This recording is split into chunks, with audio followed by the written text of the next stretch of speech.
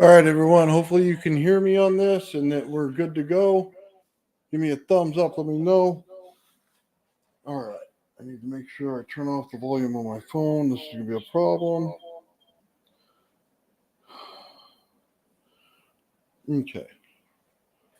So let's set this up. I'm going to go ahead and turn this on and get it going.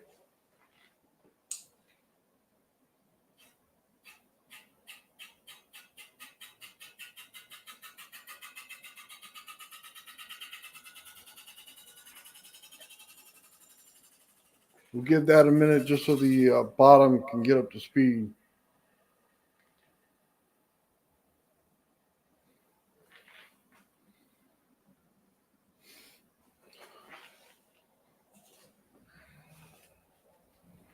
Yeah, you guys are welcome, man. I'm trying to do this live. It's kind of hit and miss, but we'll see how it goes.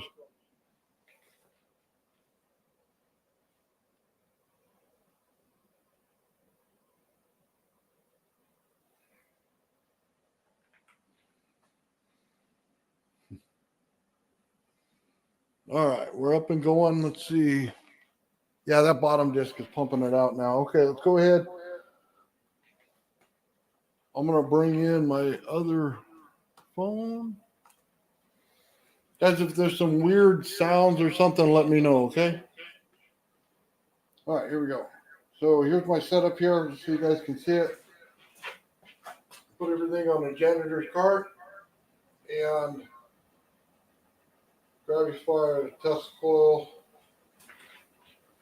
Set up with the right circuit. We're not on yet. That right there. That's our other circuit right there. So crank this up right here. All right, time to start the clock. We should be good at about 12:15 is where we're going to crank it up to the next level.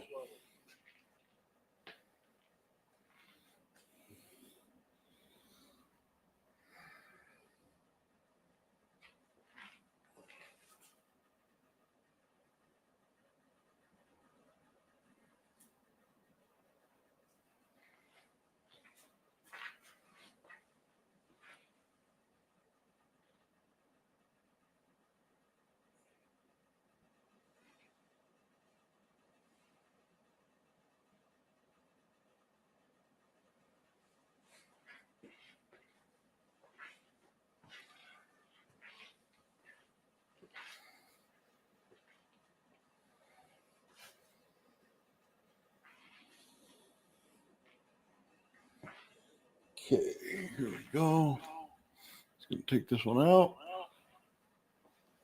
Sorry, guys, this is a sound coming from my phone. I don't know why. So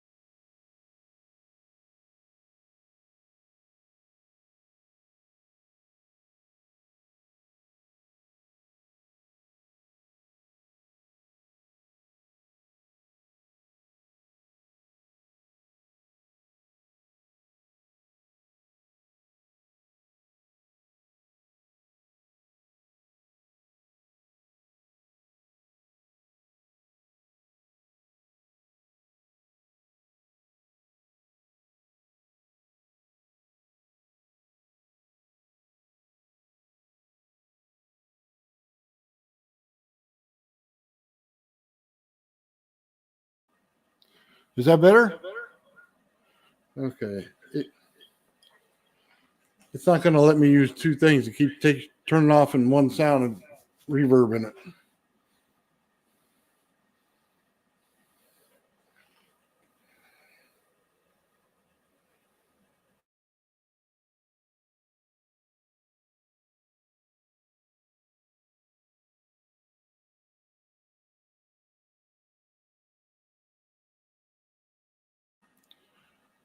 All right, guys, can you hear me?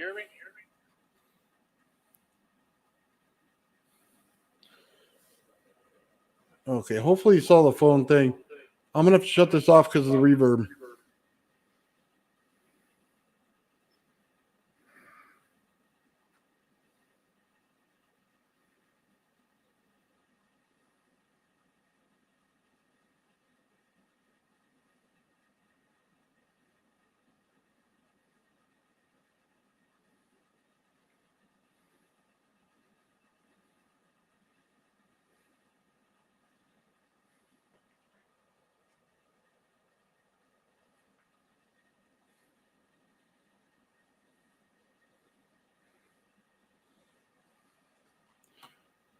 Okay, can you hear me now?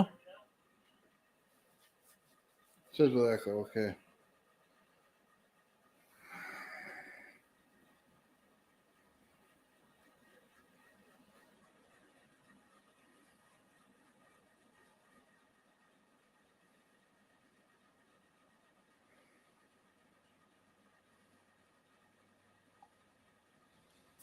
Okay, now can you guys hear me? I shut off my phone. It's causing a reverb. I don't know how to fix it, guys. It's something to do with the microphones. Using two things. I tried to get away with it. I'm just going to have to turn this around the camera once in a while so you can see the oscilloscope. So, okay, here we go. We are 2 more minutes and I can bring it up a little more. We got the 2 minutes. Let's go ahead and look. I just want to show you the oscilloscope again real quick.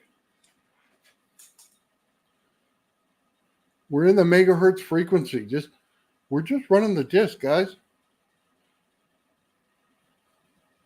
If that kind of tells you where the Graviflyer is, maybe, that's what we're looking for.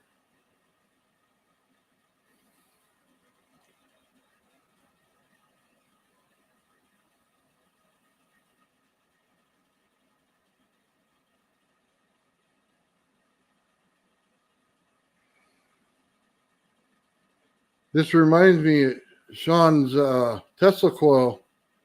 When he showed it, it showed this in the background.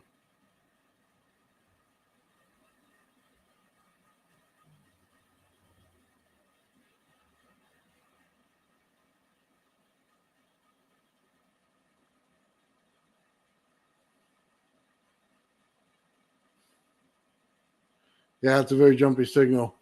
It's a moving device. What are you going to do? I mean, not much I could do about that. It's not a steady Tesla coil where it's just sitting the probe next to it. You know what I mean? But the strange thing is trying to lock this up with the Tesla coil frequency because the Tesla coil frequency takes it over. So, we're getting ready. Okay, guys, I'm going to set it back up over here. Okay, hopefully everything's good enough. Here we go. We're hitting our second one now. Now, we're not up all the way. We're about, 2/3 right now. And we got another 5 minutes to go before we can put it all the way up. And then we'll start turning on everything else, guys. So if you guys missed everything else, let me kind of go ahead and show you this. I put everything on a little cart here. We got our ultrasound device right here. This right here is for our motors. This right here is for the high voltage. So that's the one we're turning up right now. Right over there, you see my Tesla coil set up. Okay, it's right down the throat of it. And that right there is just for the ultrasound button right here. Okay. And then you can see down here, my high voltage circuit set up. Now I need to put some STLs together for some stuff and print it out so I can have everything in nice little spots. But for now, it's going to work for what we're doing. I like this little cart, by the way, little janitor's cart. You probably can't see it all that well, but I'll show it later. Really cool idea. That's my Graviflyer sit on it when I'm not using it. I also, you see the top of the Graviflyer is different. I took off the dome. I went ahead and I put on a different thing for the piezo so it's easier to switch out if I want to flip it upside down or this way. And it also allows so we can kind of see what's going on when we zoom in later. So speed up the process. Yeah. You know, some of this is about building fields. So we're just getting the air electrified around it right now. So we're just going to kind of let it build around that disc. So, guys, I hope this goes well. You know, I had a little time yesterday to kind of look through the Tesla coil, kind of figure some stuff out. I just printed off these STLs for the piezo. So that was this morning. It's just kind of a long ride. I have good luck with this circuit about heating up and stuff. I wish my phone would have worked because I got a little heat thing that tells you exactly how hot the MOSFETs are getting. I think 116 was as high as I got them, and that was around 40-something volts. So that's not very much in that Tesla coil, but it seems to put out a good signal with that.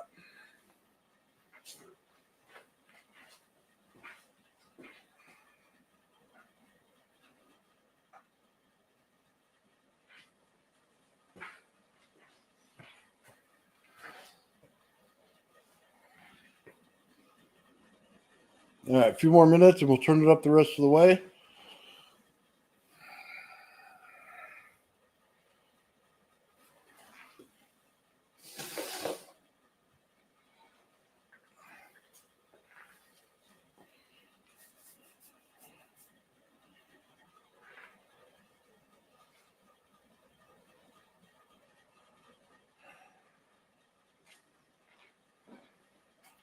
So just for you guys who didn't know that the Tesla coil, when you put it on the very bottom thing, the little clip, I mean, see it right there, that little clip, it's the white cord right there.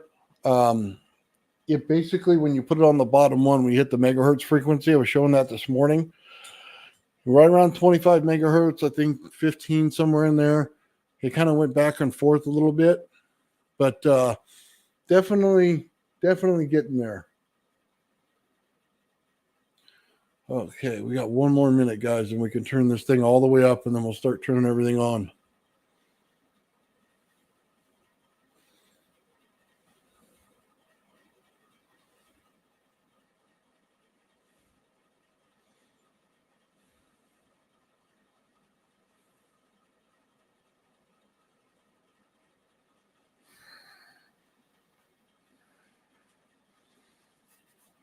Okay, here we go. Come on. Just like you guys, man, I get antsy with this stuff. I want it to go, but I have to wait.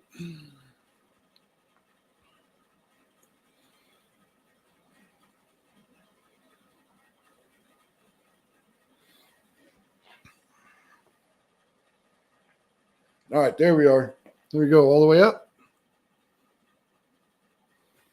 Now we are good to go. We're going to start turning things on now, guys. All right, I'm going to bring my Tesla coil up and then switch it on.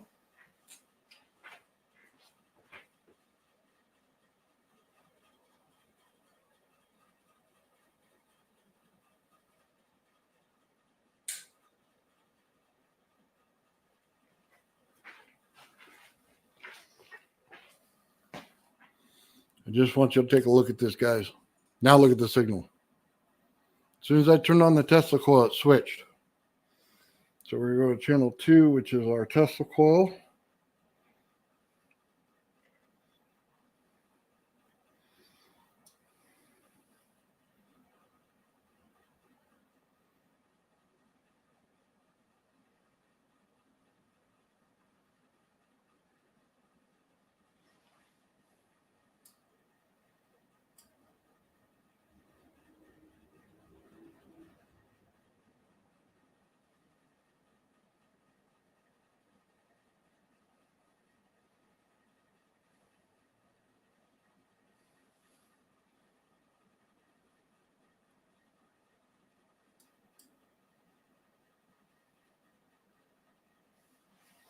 you could see, we're getting right in there.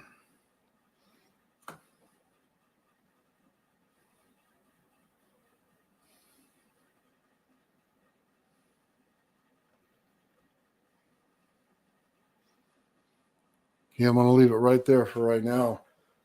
And I'm going to turn up this Tesla coil a bit.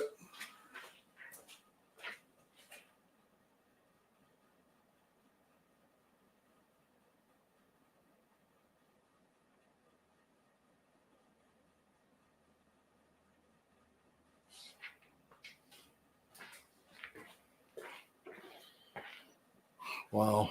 Keeps changing everything. As soon as you turn this thing a little bit, man.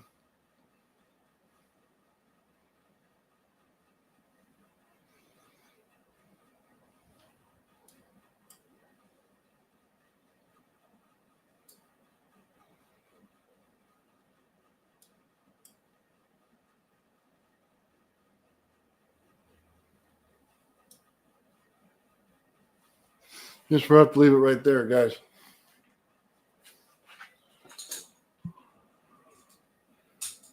Now our Tesla coil is on. We're going to now turn on our piezoelectric disc.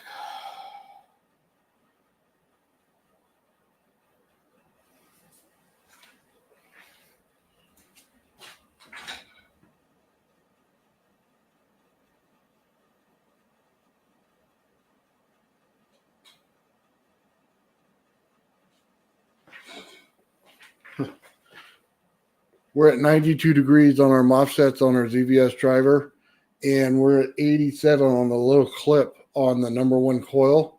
Guys, we are so in tune right now. We're not hot at all, and I'm using a small wire. So here we go.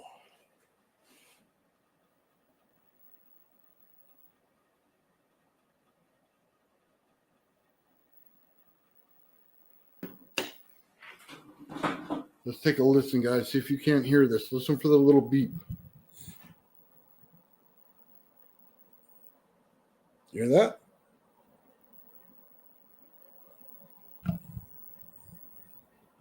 Right there.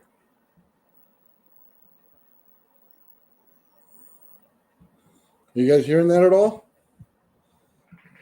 Okay, hang on. That right there, I'm going to move the camera. Sorry for the picture, guys.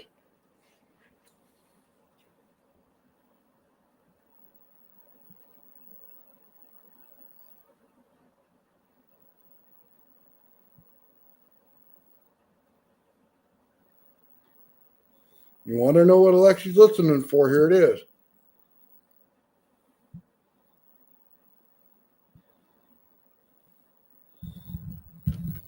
Try to move this. Ah, there we go. I just set off the mic.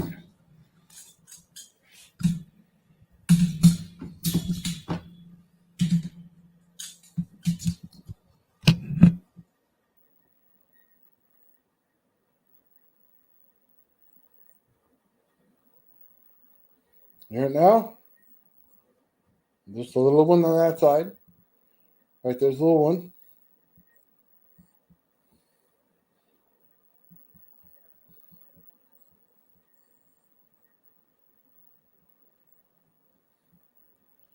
All right, I need to set this back up, guys, because this is a mess.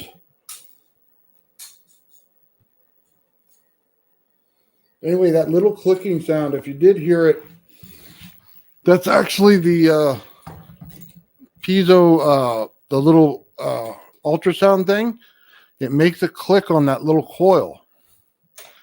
If you've ever wondered what Alexi's listening for while he's doing that, it's that little click. So it'll go click, click, click, is when you get to each side of it. So I should probably record that with my camera and show it to you guys on a video in just a few minutes. That way everybody can enjoy it.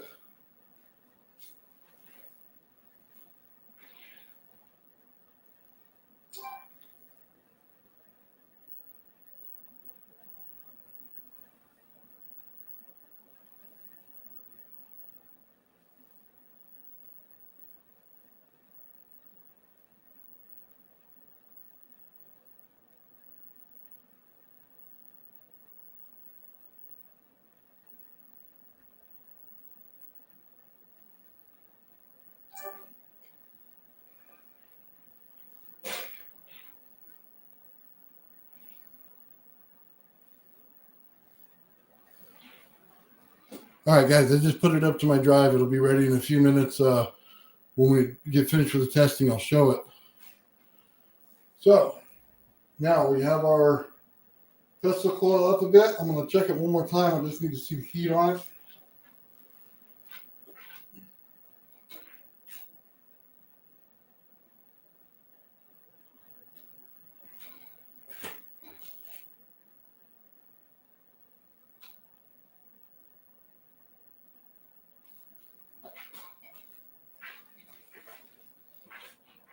MOSFET's right now at 120 degrees.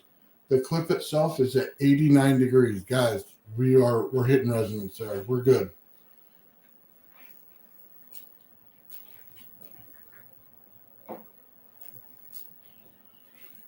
Now, let's go ahead and set this thing up. We got everything on. We're good to go. We're just going to adjust it real quick.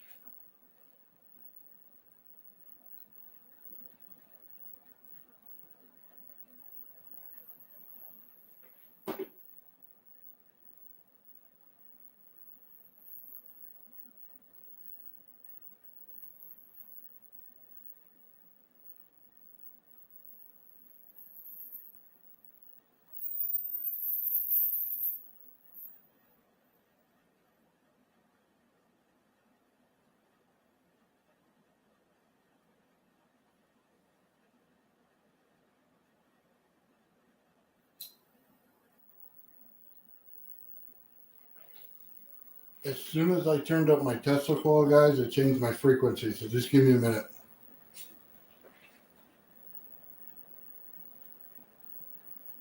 There it is, right there. Okay. We're ready to test, guys. All right, here we go. We're going to do it 5 times. 1, 2, 3, 4, 5. Nothing. That sucked.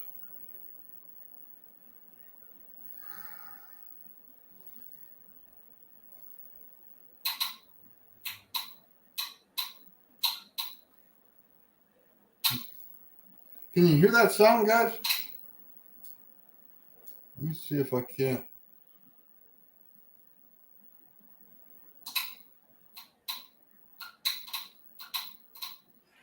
Okay, now listen. That sound, that's me hitting the button. Hear it? Let me line this up.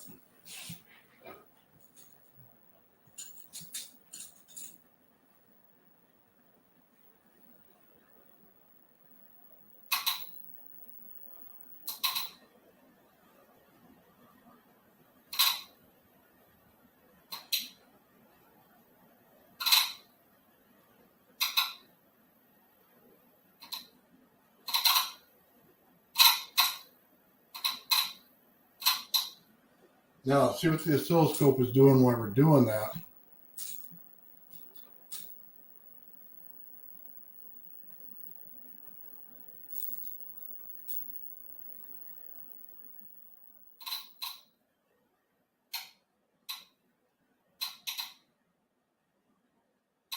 You see that?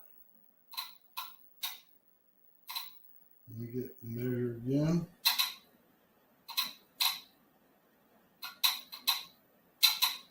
It's amplifying part of the signal.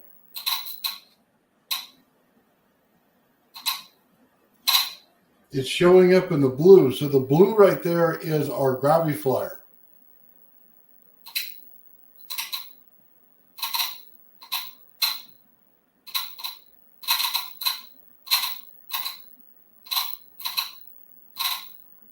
See how it's moving around every time you hit it? This is why it's so hard to line it up to hit it right.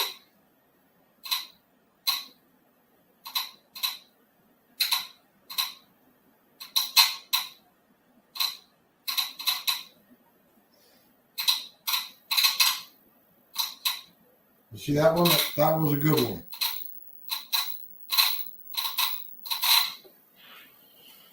Anyway, guys, sorry disappointment, man. It's it just is what it is. So I was kind of having high hopes with this Tesla coil running like that. We can always check it to see how much power we're getting into it. I could probably push it a little more. Let's see. I'll turn this back.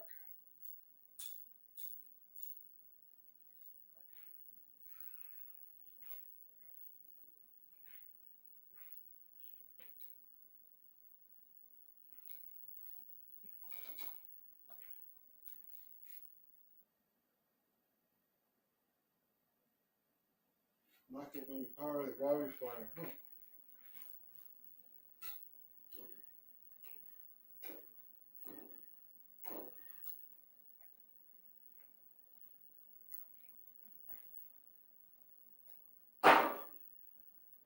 Change the state of this sucker.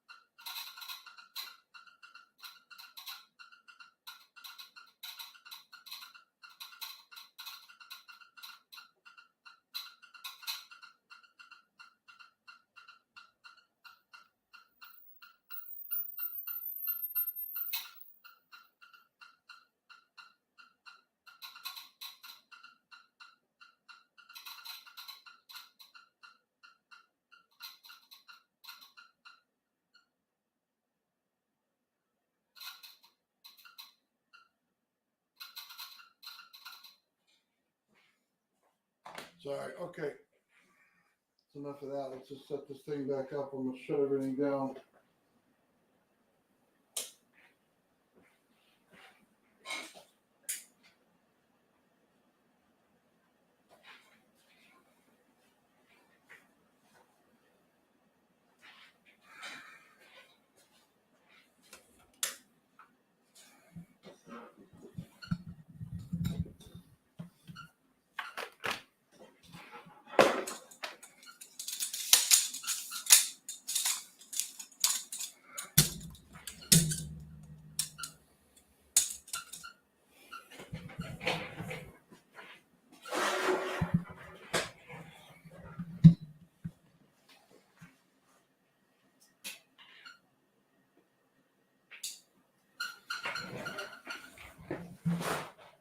All right. Find my mouth.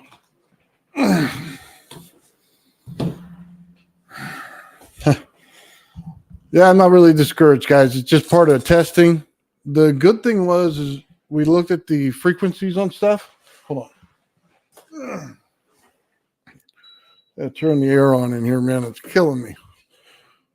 All right. Anyway, we got to see the frequencies and stuff, guys, and you saw the gigahertz earlier if you watched the Tesla coil thing. Also, on our Graviflyer, we know it's putting out the megahertz on the Tesla coil. So we're getting there.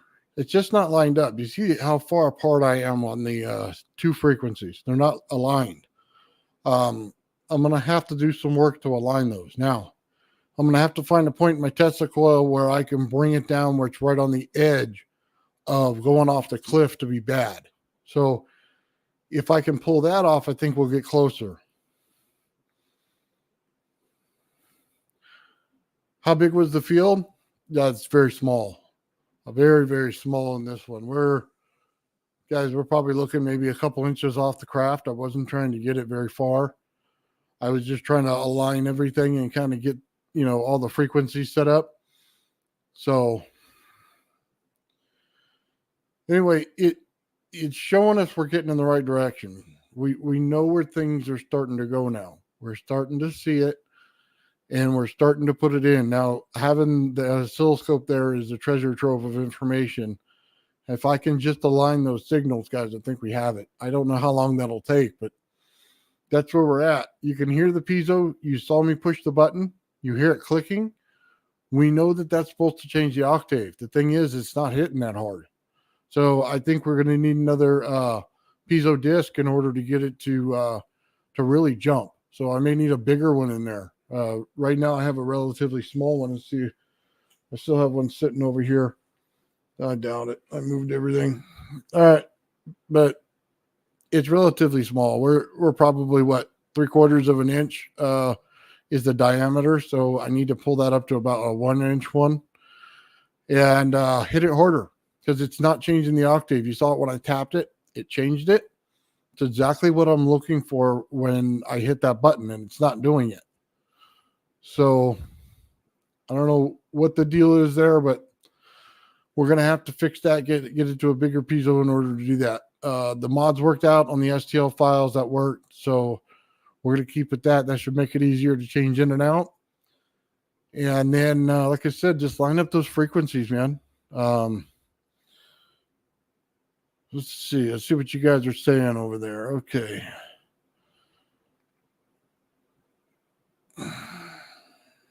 Capacitors are set, man. I mean, I want to say this. I could change them, but we'd have to change the tipping point when we get to it. We're going to have to change all of it. It'll have to be done from scratch. So it'll take a little while. So let's see what else we got going on here. Yeah, not discouraged at this at all. Not a problem.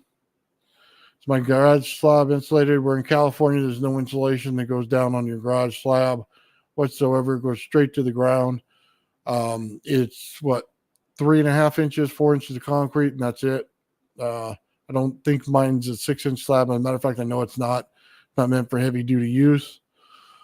Batteries have a higher amp hour. They also blow all your stuff, and I'm not interested in blowing everything up right away. It's not about the amp hours or anything. It's literally about the frequency. This whole machine is a frequency machine. It's not an amp machine. It's not a voltage machine. It's a frequency machine. That's what it is. I can't change that. So yeah, we're getting different sounds out of it, which is it's a positive. Working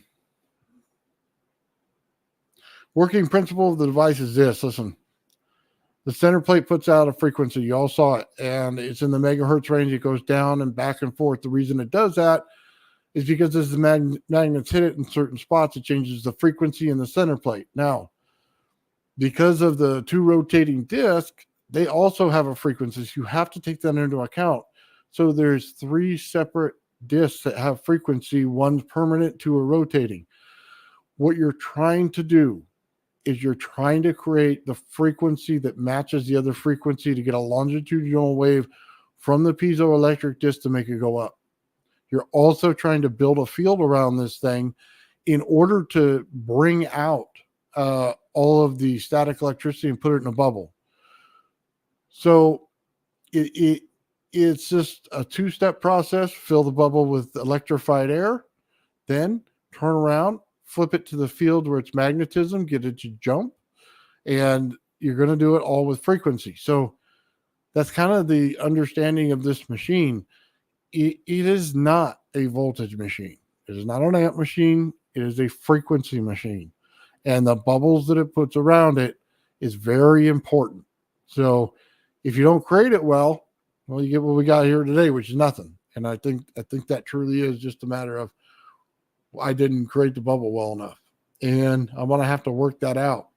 Now, I do research on the fields, but that's, it's just not enough yet, apparently, because we're not getting it all where we need to go. Yeah, Richard, I know you use a battery, but honestly, man, I'm controlling amps and volts. It's not about the power in the battery. It's not pushing back enough onto the power source to do what you're asking it to do, to make the battery matter. It doesn't. He uses inside the wall plug. He goes outside. He uses the battery. You know what I mean? That's just what it is. He's controlling the volts and amps, so it doesn't matter if it's a battery or not. So, gravitometer, it's two fields. Have you ever seen an experiment they do with static electricity? And they're checking it for a red light and a green light. And what it's doing is they're checking the fields on it. Is one field positive and one field negative? What are we getting on it? So that's kind of what those things are doing on the gravitometer. It's looking for that field. So you have to create both. You have to create the positive and negative in order to get it to stay steady. And then it has to convert the field immediately and then go back to where it was. So if you don't have that, then it won't work. That's the whole point of the gravitometer.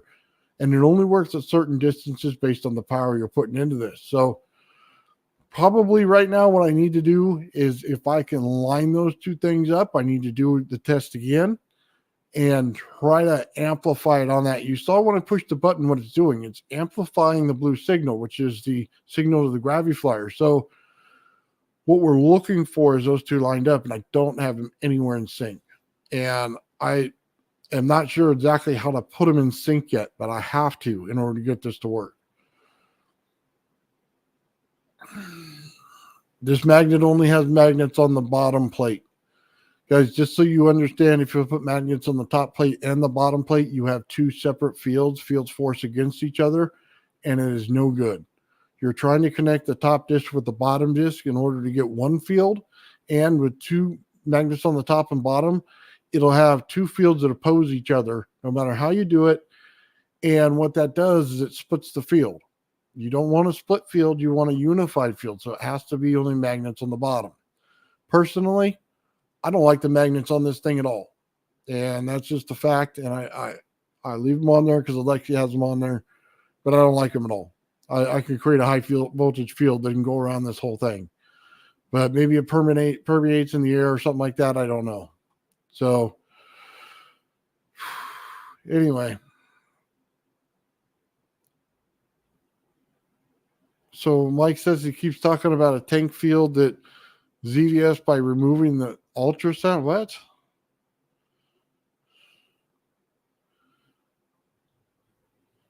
Alexi modified a ZVS by removing the tank portion of the crystal oscillator chip. He didn't touch the oscillator chip at all. I'm not sure what you're talking about there. So anyway, electromagnets be better. Just understand this. The top plate is an electromagnet. Just understand that for what it is. It's aluminum, but it's an electromagnet. The only thing this thing is doing is because of the aluminum, it won't let the field set in on the disc. Just understand this. If it sets in on the disc, it won't come out. You have to have flowing fields. So the reason for the aluminum is to force this thing never to settle on the disc. It always hates it, so it always pushes it out. So the top plate's already an electromagnet. It's the bottom. It has magnets. It may be screwing the whole thing up, to be honest with you. You need a electromagnet top and bottom in order to carry the field. And you're getting that, but you're also getting magnets messing with the field. So I don't. That's why I don't like the magnets at all. I think it sucks. Okay. Anyway, it's a speaker. Well, yeah, in a lot of ways it is. I mean, it's basically frequency inside of two, magnetic fields. And yeah, it's going to create sound out of it just like a speaker would, maybe in an unconventional way, but yeah, pretty much. So we're going to create a charged field. So what we're going to do is charge the air, and then we're going to flip it to a magnetic field. If you guys ever see me wind my Tesla coil, I wound it and I changed a static field to a magnetic field. It's exactly what I'm looking for here. It's no different. It's just getting the charges to build up. And now that I have it on this cart, maybe we can just take it outside. And to be honest with you, I'm kind of hoping I can just let loose on this Tesla coil and let it rip. I want to see how far it's going to go without something blowing up. Or you know what? As soon as I get more ZBSs in stock, man, I'm gonna let it rip no matter what, and just throw it all the way to the wall and see what it does. Because I kind of get tired of playing games with it. I want to see how far it goes, so I know where I can push this thing. So the magnetic frequency you need focused on testing the different frequency ratios and key magnets are fine. Ring magnets would work best. Yeah, see, ferrite magnets, yeah. See, that right there. Ferrite magnets, not neodymiums, because they create a larger field, even though the field isn't that intense. I absolutely agree with what you're saying there. Absolutely. No question. Let's see. What effect do you expect from the aluminum disc in order to obtain what you want? To be honest with you, I got what I want out of it. I don't know a better way to say it. I see it. A lot of people don't. And that's kind of the thing. I keep telling people what it is, but they still don't see it. It already gave me what I wanted. It basically creates a magnetic field around it that won't settle on the disc. That's what I want. And that's what it gave me. So, yeah.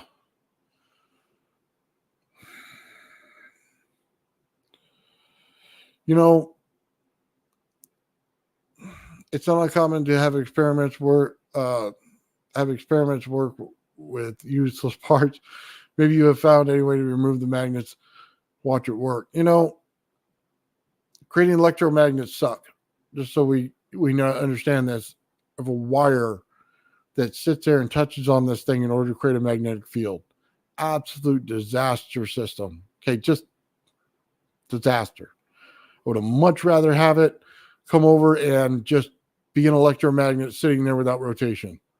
But without the rotation, I don't get the correct frequencies in the center disc. So I'll be honest with you, putting an electromagnet under it, maybe something, and just rotating the disc above it is, I would absolutely look into that.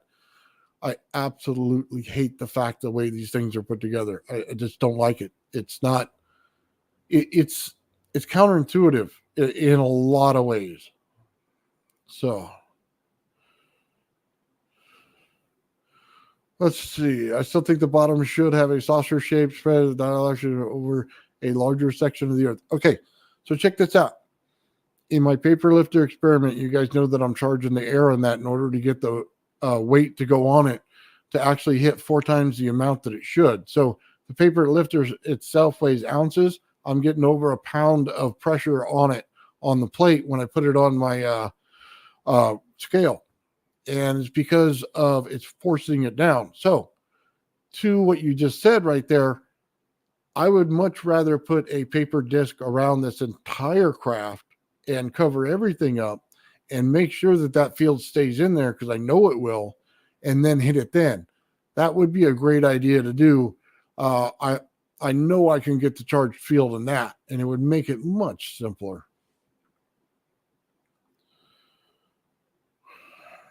Let's see. Solid state, no need for magnet. Again, that's what I'm saying.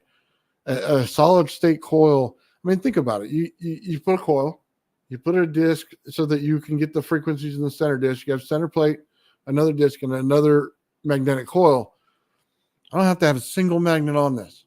I'm just looking to push a field, man. I just need the top and bottom, disc to create the field together. And a lot of things out there, if you see a Tesla coil lifting a lifter, well, what is it using? Well, it uses a high voltage field on top, a high voltage field on the bottom, and it uses the Tesla coil field in the center. I mean, you do the math, man. That's all we're doing here. It's as simple as it can possibly be. I mean, this is not a very difficult procedure, but the way he put it together kind of makes it that way, because you have to think inside the box, you know what I mean? Instead of just throwing the damn box away. I mean, I would have done it a long time ago. I had something 10 times more promising waiting for this thing to be done. So, yeah, a Faraday cage, like, you know, that paper, like I said, it's like a Faraday cage, guys. But it's also create the field because it gives the field somewhere to go. And the weight is minimal. Compared to these magnets, I'll be dropping weight dropping those magnets. Let's see. Russia 50 hertz, 240 volts and low amps. US 60 hertz, 120 volt and high amps. I know Richard's going to go to this point to his grave, man. Here's the thing. 12 volts, 12 volts. The amps are amps. The volts are the volts, and I can manipulate any one I want to with the frequency. So just understand this.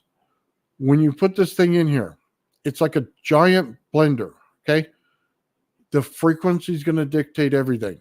It's going to just kind of mix it all up. It's like throwing it all, you know, in your mixer, and then you see it all shred to little pieces. Whatever you put in, it's going to change, all of it. As soon as you change the frequency, it changes everything.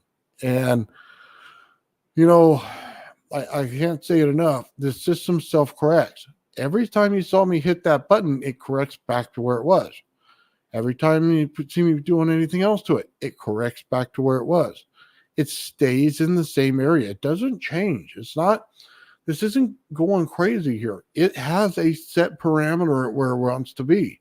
You just have to align yourself to it. So that's kind of why, you know, we show some of the oscilloscope stuff today. I usually don't show it on my channel. I thought it was important for you guys to kind of see what it is I look at all day. And aligning this stuff, like I only had my Tesla coil up, yesterday? So I'm still kind of, you know, bringing this one into alignment with everything else. But you could see the features hitting. You could see when I turn the dial, it starts to click and make a sound. Then you turn it again, it clicks and makes a sound. Now, if I was adjusting the voltage on my Tesla coil at the same time, it changes the actual spot where it makes that clicking sound. So when you adjust that, you have to adjust your Tesla coil. Now you can get both frequencies to amplify up that way. That's what Alexi's doing. He click, he's in one frequency. He changes his Tesla coil up. He turns it till it clicks again. Then he goes click, he finds the center of that one. Then he turns his Tesla coil up again. Click, finds that one, turns it up again. Guys, this is how he's doing it. This is not magic. This is exactly what he's doing, exactly what he's listening for. So I was trying to show you that today. And then you saw me hit the button, and what I did is send a different clicking sound, which is my piezo buzzer. You can hear it when it hits. You notice in this one, I'm not having it click 100,000 times. It's basically shut off. And it's only working when I want it to work because I turned up the amount of energy going into it. So now I drowned it out. So it only works when I want it to work and exactly when I want it to work. Guys, I can't tell you how significant it is to hear that thing pop as soon as you hit the button. It's what you want. But the thing is, it's not doing what I want it to do. It's not clicking through the octaves. You saw me tap it. I could just tap the thing and click through the octaves. It was a much better way to do it. So, I mean, that's kind of where it is. Maybe I should just stick a stick next to it. But next time I test it and whack that thing, maybe it'll do better. But kind of childish. But it really is different. So anyway, all right. Let's take that one down. High voltage is not a field. That's absolutely wrong. And I don't care what Steinmetz says about it. It is. It's a moving field. It is 100%. And I would imagine if I went over to Steinmetz and went back in time, he'd tell me the same thing if he saw what I saw. And it's a moving field. It goes in, it goes out, just like this. As soon as you change frequency, amps, volts, it's absolutely a field. And it just works different, just completely different than what you think. So let's see. High volts for cold heat. So you saw me touch my Graviflyer, right? Absolutely no shock, no heat, not on it right now. I apparently don't have it turned up enough. I need to crank that sucker some more. Right now, it's cool to the touch. It's 82 degrees is what it is on my Graviflyer. Not very hot at all. Usually the outside was getting hot before. Now it's not doing that at all. So I only had, I think, 30 volts into it this time. I need to hook in my my Variac and push this thing up to 80. Now I know the circuit could take it. I mean, that thing was taking like 70, 80 at in AC. So AC is a much more higher amp, and I use little wires. For those of you out there that says I need some thick wires, just understand things. When they're in oscillation and they're doing great, you don't need them. I wanted the thin wires on there. I wanted to see it burn. Sounds crazy, right? But I know that I'm getting feedback if it's burning. Okay, during normal oscillation, man, I can run a tiny, tiny wire. I could probably take one of those little wires that you get with the 2 clips on them and hook it up and make it work. If you're in resonance, it doesn't burn at all. It's when you're out of resonance, it'll set it on fire. Trust me, I've done it enough to know.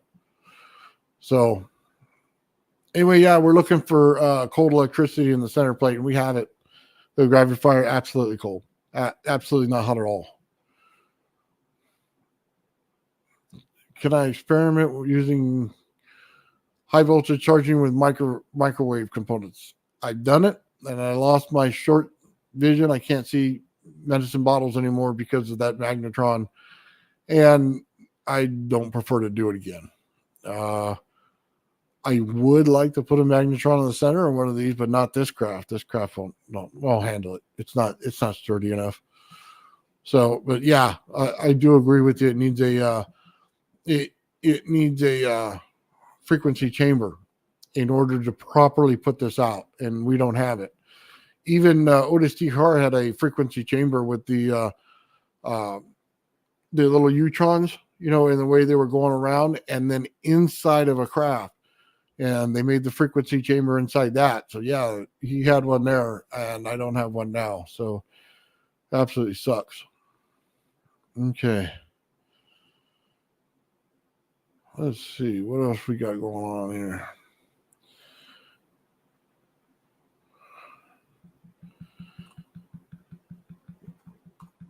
So, man, I got this thing all screwed up. All right.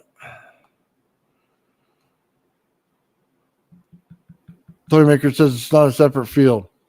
Just so you guys know, I did watch a documentary on Steinmetz, and yes, I do want to read his book, because not necessarily for the electrical part, it's for the math part. And for those of you who don't understand this, I can do math as fast as I can write it.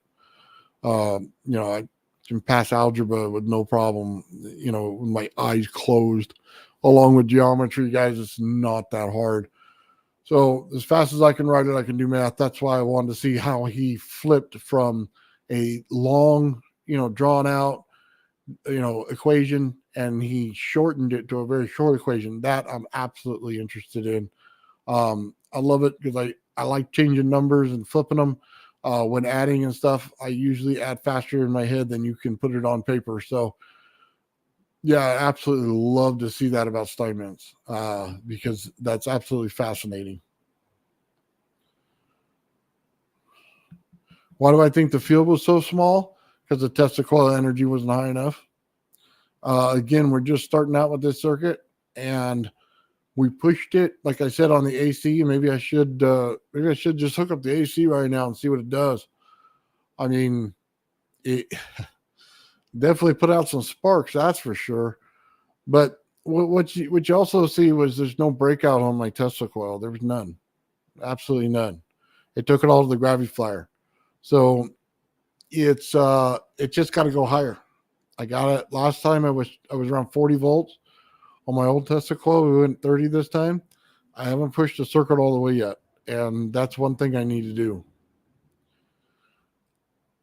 120 degrees on the MOSFETs. That's on the ZVS circuit.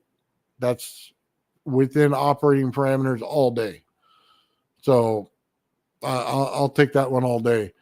Trust me, I've blown plenty up. That's perfectly fine. It's allowing the actual heat dispensing aluminum behind it would be 94 degrees is what it would be. So, guys, that's relatively cold from offsets. So we're doing okay. I didn't even put a fan on them. Let's just put it that way. When I bring up the voltage, I'll have to put a fan on it. What capacitors you use for ZVS? There are two 1.50 microfarads. So we're looking at 0.75 microfarads when you put them together in series. That's what I'm using on there.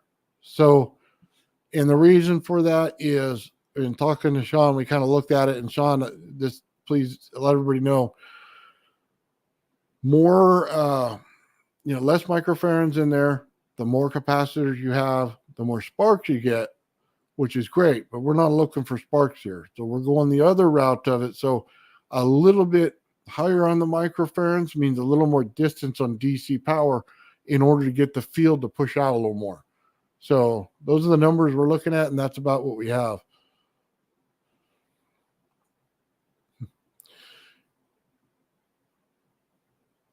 Yeah. Well, universal frequencies, but this guy, you saw the frequency wave. There's no getting around it. It is what it is. You saw it jump.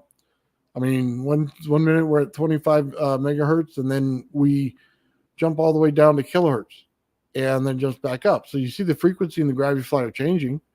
We're trying to hit the 25 megahertz. That's what we want to do. I didn't push the Tesla coil far enough, apparently. So, and that's my fault. I'm going to have to force this thing to do it until it blows up. And I've already blown up too, so it's not that big of a deal.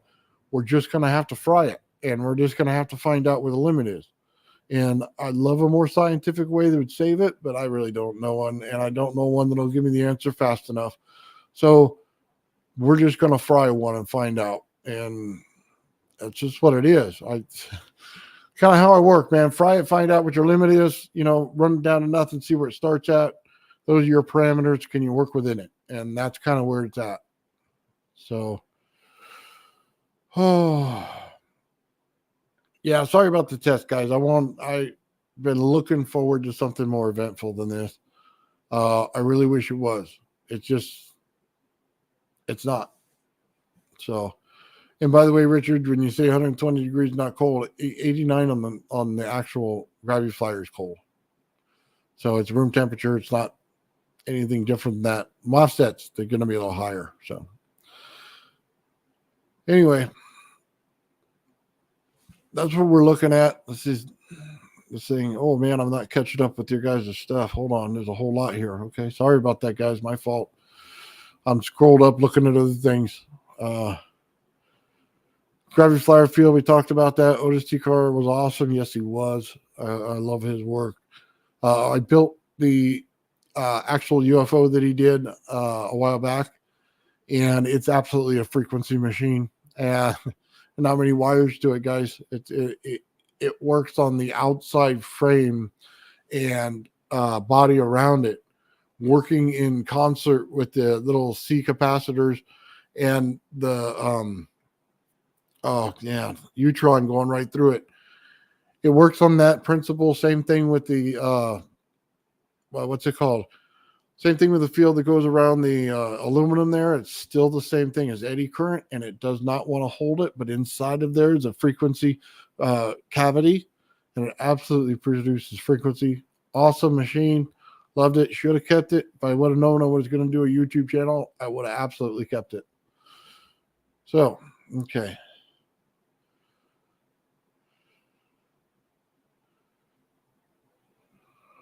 Let's see. Electrostatic field, dielectric field time is incorrect. Call it electrostatic because it implies that it's stationary.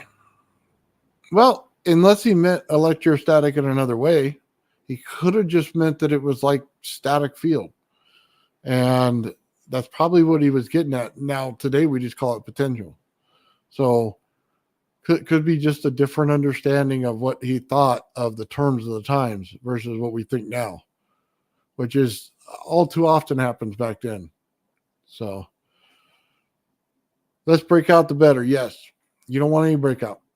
In order to get cold energy, you cannot have breakout in your Tesla coil. Zero. Nothing. You Can't have any of it. So all the sparks you saw me making in my last Tesla coil, that's outstanding, and I love it. The thing is, I can't have any of them in this one. So this one's on DC. The other one is on AC. So there's a difference in what's going into it. AC is an absolute violent voltage, absolutely violent electricity, and you can see it when you do your Tesla coils that way. And DC, very calm electricity. You know, Edison wasn't lying when he said it. He was absolutely 100% correct.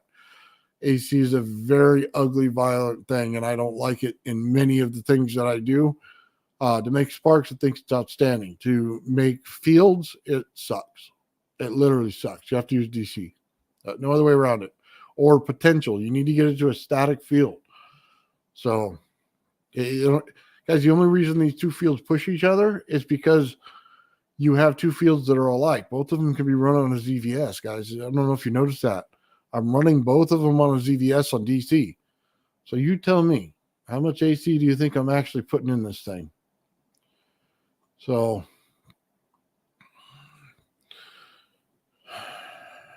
let's see.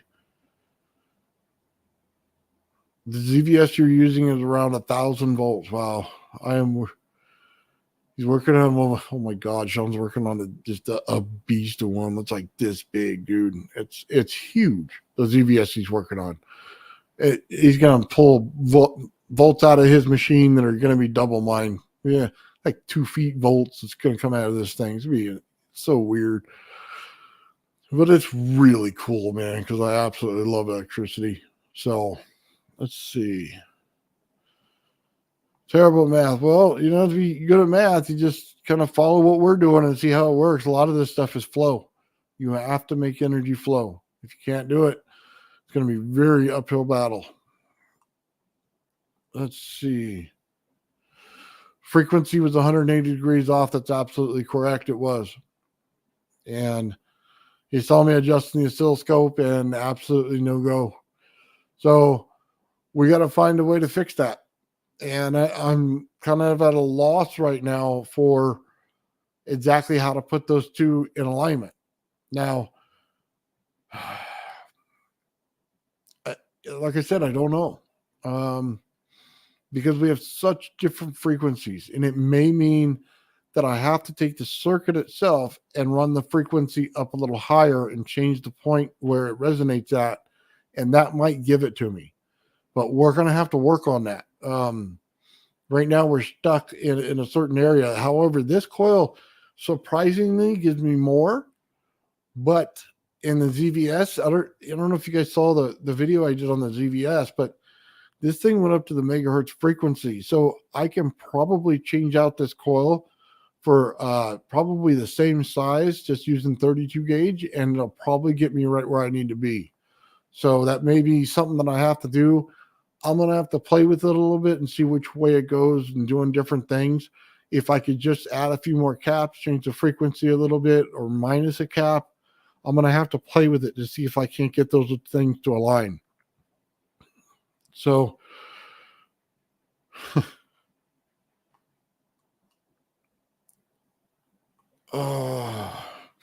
Sean's working on this. Listen to this, guys.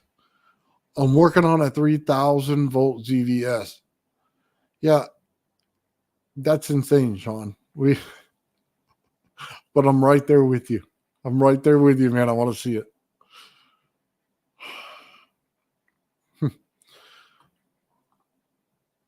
Yeah, fry it out. Fry it and find it. I love it. Yeah, it's exactly the way you got to do it, man. Sometimes, man, it looks like it's just a bad test when you do that. And people are just wondering why you're frying your stuff. Well, got to learn where it goes, right? You can never know until you do. So let's fry them all, man. You know, what's $30? That's about what we're spending. $30, one good time, talk over the campfire, have a beer, and fry it. And there we go. At least we'll learn. You know, you don't learn until you smack your finger in the door, not to put your finger in the door no more. You should have probably known that up front, but hey, we know we're going to blow something up, so let's just do it. Okay. Yeah, I'm doing okay.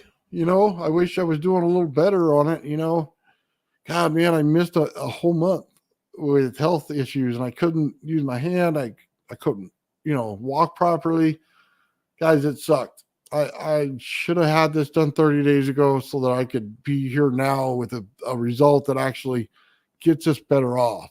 I mean, yeah, we got some cool stuff that happened, but, you know, God, I just want more. At this point, I'm kind of just banging my head against the wall. Just, I want this thing. And I can see what the problem is.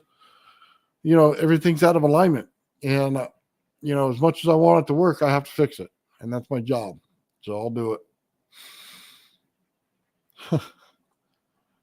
It's fun to feel part of the journey. Well, thank you for that. It's not much of a journey yet. We're not lifting it yet, but we're getting there. There was so much stuff we learned. If you guys have been with me since the beginning, oh my God. We started out with nothing. We started out with a craft that didn't do anything. And then as we looked at it more and more and more, we found out more and more and more. And every time we turn around and do a test, it tells us that we're right. I don't know how many times I've said, this is what it is. And then I turn around and show you guys, hey, it's right there. People kept telling me the piezo buzzer can't hit megahertz. Well, what does it do? Your craft's putting off megahertz. So what does it think of the piezo? If it's clicking on and off, it's because it's got a frequency that's in the megahertz. That's what's going on. I mean, there's no getting around it. There's no lying about that. That's what it's doing.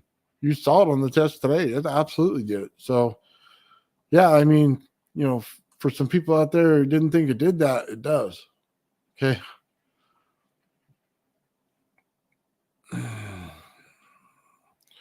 Let's see. Nothing static about the whole universe. That's absolutely true. It is constantly in motion.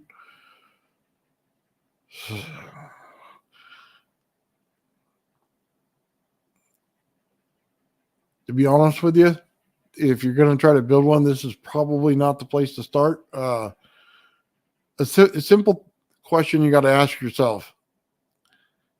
If you can overcome the weight of whatever you're working on a scale, is it going to lift? Is it? A lot of people have a lot of different devices out there that they want to lift. Do you think it'll lift? And if you do, build it.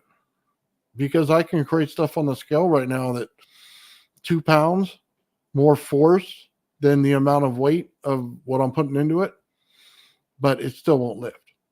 So just because the scale says something doesn't mean it's going to do it. You actually have to have a lift factor with it. Even ion wind would lift this thing if I wanted to do it, but it's a difference in understanding. The reason I like this is because this thing has fields on it, and the fields right there, I like the fact that we can cancel out, gravity and stuff like that with the fields. I don't want to push things against gravity. I want to actually cancel it out. That's why I'm working on this one instead of the other one.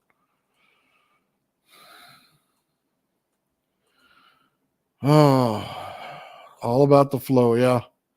That's the same thing in your device right there, Gerald. Yeah. All about the flow. Absolutely. You got to have it right.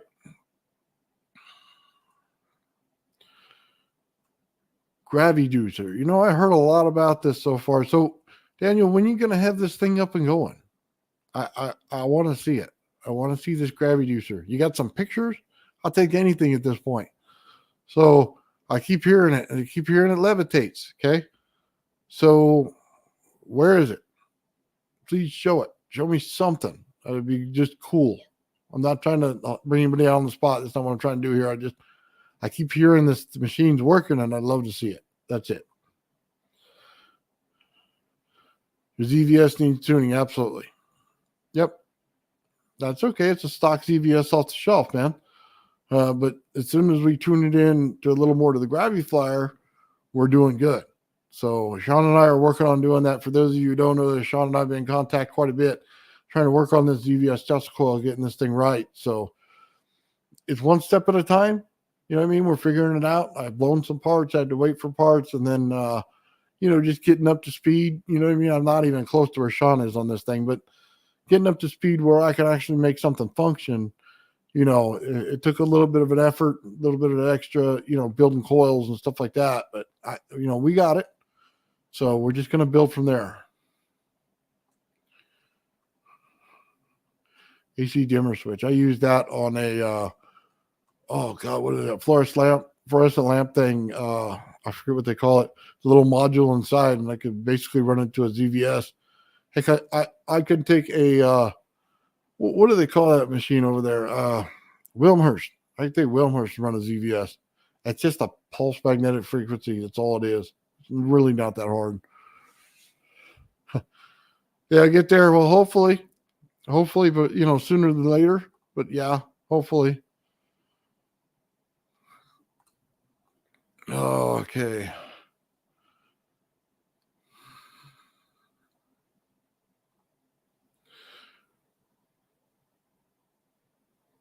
Yeah. Yeah, that puts a high voltage from the ZVS. Absolutely, it does. Like I said, it's basically just making a magnetic field. That's it. It would have been so much easier with an electromagnet. You know what I mean? Just without the spinning parts. And I bet you I can just run my frequency generator over to it and probably put in all the frequencies, and it'll probably pop off the same way a spinning disc does. As a matter of fact, it'd probably be more accurate. So, but this is the way the guy built the device, and we're reverse engineering it, guys. We're not building a whole new device. I wouldn't have started at this point with a whole new device, but this is where he did, and this is what he's doing. So we're learning it. This is what reverse engineering is, guys. It's not putting your own ideas or your own spin on something. It's taking something somebody else did and just understanding it and trying to find as many videos or as many things, articles, anything you can to get yourself another step forward in what they did. And then it's taking and analyzing it and seeing anything that they put out there and then building it. And that's what it is. So we're reverse engineering here. I mean, trust me, there's a lot of things I'd love to change on this and just build a whole new device and have most of it done. Unfortunately, it's just, it's just wrong. It's just not going to work for us. So not when we're reverse engineering, this is what this is. So we're trying to verify a claim of anti-gravity. And we're going to find out one way or the other. Once we align this stuff, I mean, maybe we'll find something else. Maybe we'll find it's right. I don't know. But that's kind of why it's an ongoing thing, man. I constantly say, we're learning something every day. We're always going through this stuff, man, and we're always fixing it. So it's just kind of one of those things.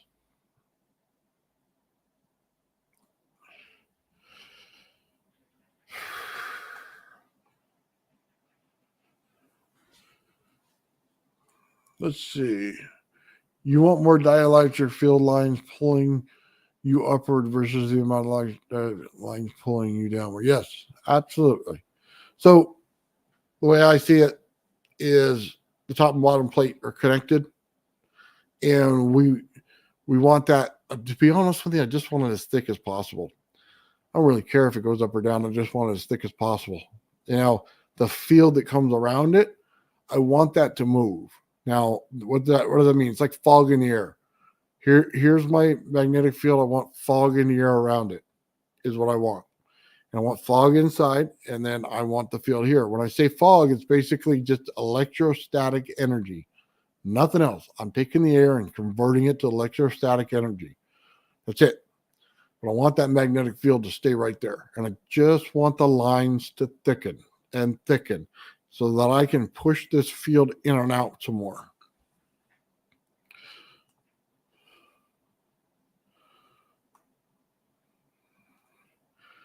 Okay. Oh, you have pictures.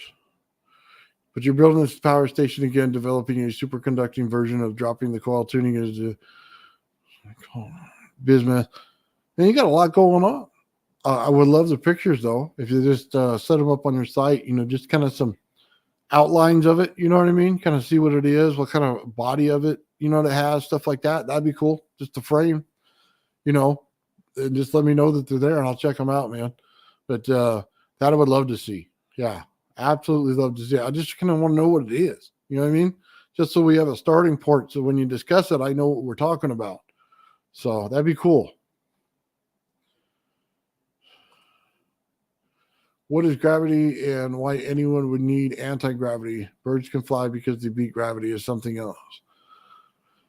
Oh, gravity's not that hard to understand, guys. We're living in the middle of a dielectric field. That's it. we are on a surface of a dielectric plane. So if I said the top was negative and the bottom was positive, and then you understood that in the center is where we are. Now, it's an open air capacitor, so you have dielectric here and you have dielectric here, but you also have an absolute plate here that allows for charge. Now, as this charge is pulling down, it wants to get to the amount of charge that's more. So the negative will pull down towards the positive, and that's what it's doing. And every time it does that, everything it hits, it's like snowfall. The snow grabs onto it and it'll build up on it. Now, if you're not resonating, the snow would stay there, right? But say you shake it like your dog shakes off the snow, right? And then you no longer have snow on it. So the buildup isn't as heavy. That's all that gravity is, guys. That's really all that it is. In the most simplest form, that's it. Okay. So what are we trying to do when we resonate this thing? We're just trying to be like a shaggy dog, man. We're just trying to shake things off our coat so they don't stay on there. And that's it. And the bigger you are, regardless of the density, the more weight it's going to put on you. That's it. It just has more places to settle on. That's the basic understanding of gravity. There's not really much more to it. I mean, they're going to tell you, okay, we got a rotating, magnet in the center. It's a nickel iron core, whatever they want to say it is today. And then it rotates. So you get a field and a field and a field. Well, the field in the center is stronger. The field on the outside is weaker. So it's always trying to pull back into itself. That's why you get a field pushing out, but you also get a field pulling in. And, that's basically what gravity's doing to us. You want to call it a gravity well. That's what a gravity well is. It's where you push energy out and then it pulls energy in. So, but you can make things more than just a metal core rotating. I mean, I don't know of any planet that builds with a metal core rotating. It doesn't make any sense. And I would love to see a new solar system to see it, because I disbelieve that. Frequency chamber would be much better, or a resonance chamber much better to build a planet around. And it would mean that parts of it can be hollow and frequency would travel throughout the entire thing, which would make it a lot easier for everything to work. So yeah, that's just my thoughts on it. Okay. The Gravity Juicer YouTube. Oh, is that somebody's site? I'm going to check that out. Okay. I'll look in the comments later, guys, and check that out. Okay.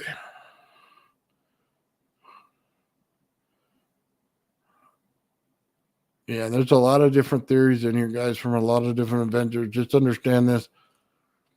Each one of them saw everything differently their own way, and you just got to see it your own.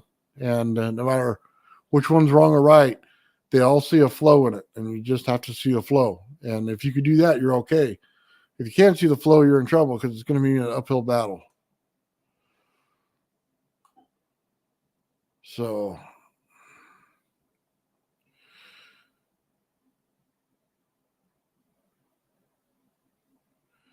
yeah, the ground is a negative. Sorry.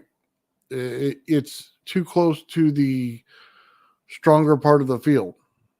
And that's probably what is the difference. It could pull a negative charge, but it depends on how you see which part of it. So just understand this: when they dig a hole in the middle of nowhere, 25 miles down, I think they said, in Russia, and it was a hole to nowhere. Basically, what they find? Frequency. It sounded like hell. Why? Because of all the frequency in there. It's the same thing that our magnetosphere sounds like when you go up in space. And yes, it does have sound in space. Sorry to disappoint some people. Yeah, it absolutely does have sound right around it. And the same thing you find on the field below it. Guys, you cannot have a rotating magnetic mass without fields. And that means that there's a field under our feet. Now, you want to debate the finer points of a capacitor, an open air, or whatever, that's fine. But the fact of the matter is, the stronger field's always the positive, and the positive's on the inner side, not the outer side. So it's pulling the negative into it. So could that mean that it's pulling the negative charge onto the positive, so that the Earth field itself is become negatively charged? I could buy that. You know what I mean? I don't have a problem with that, but the field underneath is absolutely positive. So however you want to say it, that's kind of what's going on there. So, however you want to put it in pieces, man. But that's what's going on. Parts of the earth are hollow. Yeah, a lot of people don't understand this. Just so we understand, there is an entirely gigantic amount of water in the earth itself beyond what's on the surface. Like it dwarfs the amount that's on the surface. So understand it this way. If we go in there and change gravity, we're going to change the water level. As soon as we do, if people grow up to be 7 feet tall, the water level is going to be higher on the earth. And I can guarantee you, as a simple fact, by the time we get to 9 feet tall, you're going to raise the water level about 15 feet on the earth. Why? Because gravity holds in the water inside the rock, inside the earth. And what happens is when you release gravity, water levels go up. Doesn't mean that the polar, sides of the polar, whatever, are filled with ice that they melted. It doesn't matter because there's water inside the rock, inside the earth. As soon as you guys take something like granite and you touch the corner of it in water, it'll start filling up water into the granite. You should know that because that's how the center of our earth is. Every little spot's open, cavities, water goes in, water goes out, water filters, and it absolutely has more water on the inside than it does on the outside. And as soon as you change the gravity on the planet, the water's coming out. So just understand that it doesn't matter which side has cold on it or not, or which side's frozen. That's the way it works. So, okay.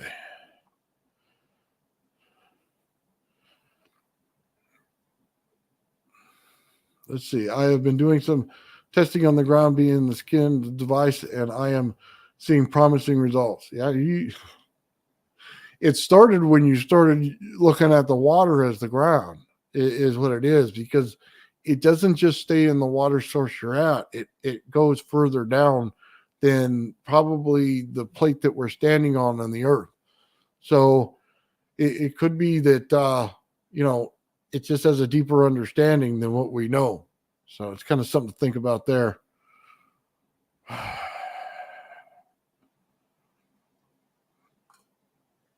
Let's see. Yeah, the water is 10 times what it is on the surface. Yeah, it is. And it's going to be that way. It makes up a lot of the weight of the earth. And, when you look at Mars, you go, oh, you want to put nuclear weapons on there in order to get it to transform? Are you stupid? I mean, seriously? I mean, what kind of dumb idea was that? All you need is the mass of a moon. You're going to create tidal force. You're going to bring the inside water out. You know what I mean? And it's going to create more flow in there, and it's going to change your gravity level. And it's as simple as that. Put an artificial moon out there. Take the 2 asteroid things that they call moons now, convert them into one big moon. It doesn't have to be dense. It just has to be the size. It could be hollow inside, and it'll change the gravity on that planet, pulling the water to the surface, and it'll be a lush green planet. That's as simple as it gets, guys. It's a simple physics of it. It's not putting a bunch of foggy machines on there, and created a bunch of junk on the planet we don't want. I absolutely hate those ideas, by the way. They should just fix the moon and we'd be all right. So, let's see.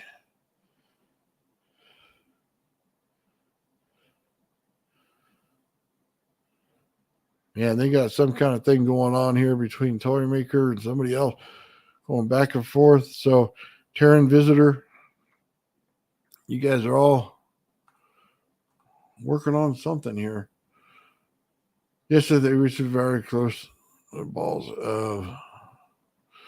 Yeah. Well, dude, we all knew that they were there. So it kind of makes you wonder, were they right about the center of the earth kind of thing too? Not necessarily looking like the earth itself, but it could look like a big cavern in there. And it could very well be just like the earth, where the top of it is the field that's on the inside that, we're standing where the field on, above us. It could very well be the same thing in, closer to the center of the earth. And it could be that the whole gravity system's all different. And it's really something to think about. You shouldn't discount it right away. we say, oh, you can't live in the earth. Well, people have been digging holes in the earth forever and living in them.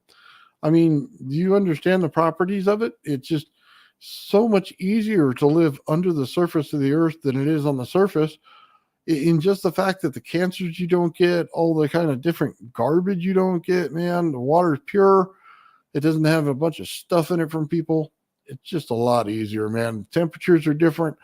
You can go in there, it'll stay cool. It'll have an easy temperature all the time. It won't be like the surface of the earth where it feels like we're scorching in California at 110 degrees. So, yeah, totally different. What do you say here? There's a UFO with the, well, okay. I'd love to see that. I'm telling you, if UFO shows up, I'm getting in, guys. There's no other way about that. Having a map of ley lines would be very nice. You'd be able to measure the ambient charges. Well, what are the ley lines? Let me just ask you this. What do you think the ley lines are? To me, they're spots where magma flows or water flows, underneath the Earth's surface. What are they to you? And, I ask that because that's where the energy is. It could be in steam, it could be in heat, could be in anything else, but that's where the energy is. So if they flow in that direction, then there's obviously something there. So I'd love to know what other people think about that, but that's kind of where I'm at on that with the ley lines. Definitely a higher energy field coming out of them, that's for sure.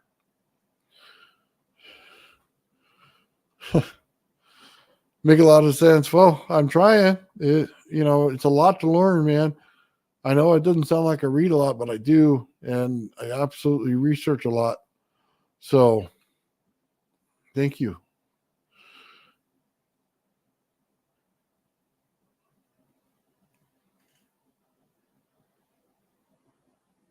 Nathan, I used one of the coils I made on my knee after popping it out and healing it was in 3 days. Pulse to EMF. Yeah.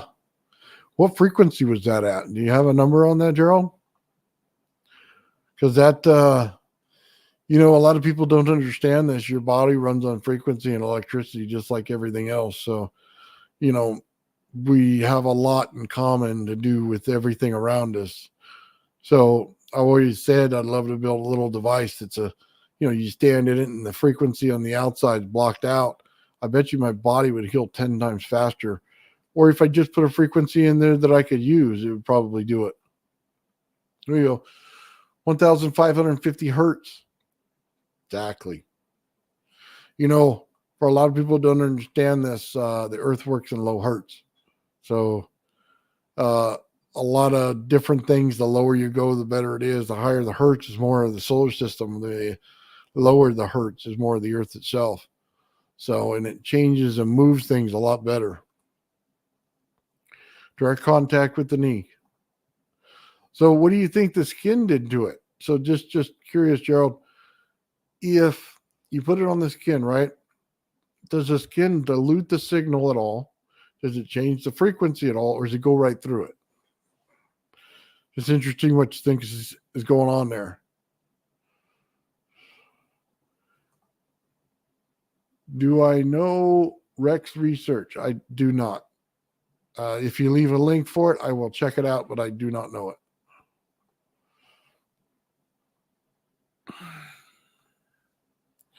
Between the ionosphere and the core of the Earth, a scale of frequency. Well, I think there's a ton of frequencies in the Earth. So we all saw, what was his name? On the Joe Rogan show. I forget his name, the actor that was on there. And he was talking about frequency of Saturn and how to create it. Well, if you take that in a frequency chamber inside the Earth, right, what happens? If you change the frequency the Earth resonates at, it goes to one pole, right? So you change the frequency again, it goes to another pole, wherever that frequency's, diving in at whatever angle. So it would make sense to have a resonance chamber in there with different frequencies. Now, that would mean that the poles would shift. You know what I mean? The Earth wouldn't necessarily tilt or anything. It would just shift the pole. That would make a lot more sense in history based on where the poles are or were throughout history, that's what's going on. That would also mean that the actual amount of gravity would change based on the frequency that we're now resonating at. So that makes a lot more sense.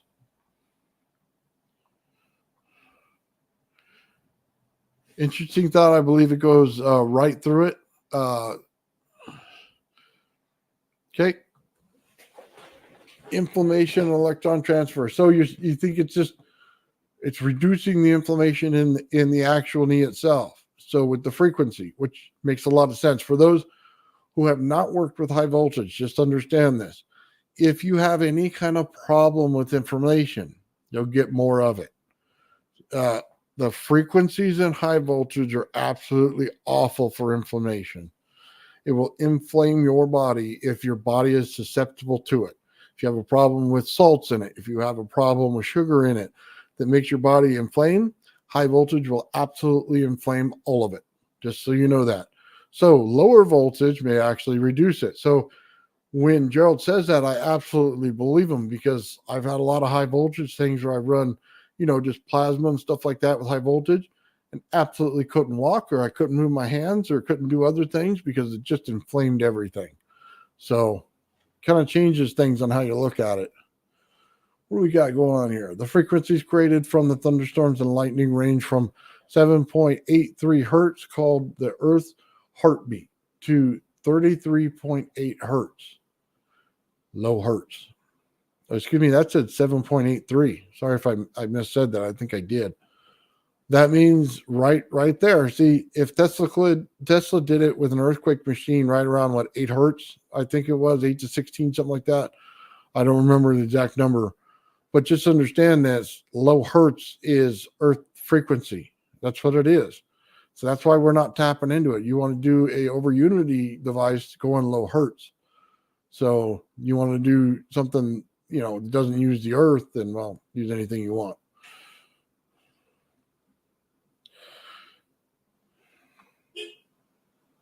Limestone quartz and moving water with electrostatic buildup. Maybe. I don't know. I've never done that, but that sounds interesting. It seems how they can, in an MIT study, they actually took the water and separated salt from the water using electricity. That makes a lot of sense.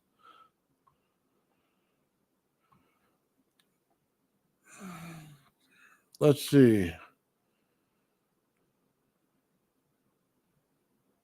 Somebody talking about buying a USB drive. Okay. Fourier theory. No, I do not know that. If you have it, let me know what it is. 2.8 hertz is an earthquake. Well, it tells you something. You guys, we're all seeing the same thing then. You guys are all on the same page with me. Low hertz. That's what it is. Let's see. Piezo effect. I want to find somebody who lights up a piece of piezo quartz, something like that. Light it up. Show me it lights up. I'd love to see it. I haven't found anything yet. Let's see. I don't know if Sean's still out there. Sean, did you see the wave it was putting off, the form it did? It looks just like his Tesla coil when he did it. It might be that I might have to change something in what I'm doing, what he's doing. It might be right. Terran Visitor is right. 7.83 hertz is Earth's heartbeat, and one of the main frequencies used when I get 1,550. It is 7.83 one way and 1,557.83 the other way, and receiving a third harmonic of 1,550. There we go. Now we're getting there. Now I'm going to have to try that. I have to build me a coil. I haven't built a coil in a while, guys. I'm going to have to start doing that. These guys in these over unity experiments sometimes, man, are just coil experiments that got me going, okay? It's been years since I've messed with them. And last time I was doing them, we're doing Gerard Morin devices, and absolutely amazing devices if you know how to work them. But that's the last time I messed with them. It was a while back, man. I think I might want to start building them again. So let's see, for example, taking a square wave and decomposing it into a series of sine waves from the fundamental up and the odd harmonics. There must be more to that statement than that, because I don't know about the breaking down. You have to convert. So is anywhere. Okay, missed that conversation. Okay. There was a scientific paper suggested that DNA is constructed out of the axis of an antenna that picks up the electricity, which causes things like electrostatics, breaks apart the molecules. Heat breaks apart the molecules. If you understand the water car experiment, I want to say this. It's a frequency experiment in the fact of what it's doing. It's the heat that's sometimes getting in there that, along with the frequency, snaps the chains. So it's like dissolving water into vapor is kind of the thing that I take from it. And in order to do that, they have to have some heat in there in those magnetic coils. Now, the other thing that he does in there, just so you know, is he's taking the oxygen itself and he's polarizing it or magnetizing it and getting it going to an electromagnetic field, which is holding in the oxygen and putting it on a separate area than it is the hydrogen. So just so you know, there's another step to that besides just the coils that people aren't taking into account for, which gave him a higher amount of stuff coming out. You know what I mean? A higher amount of hydrogen coming out than there was oxygen, because he moved the oxygen to a different area altogether. So it's just something to think about in there. It shows it in his patent. Not a lot of people do that part. They only do the little coils and think they're going to get somewhere. Well, guys, we know what the coils do, but do you know what the rest of it does? Because the rest of it's what makes it significant. The coils are just, a means to an end. So, HHO generator, yes.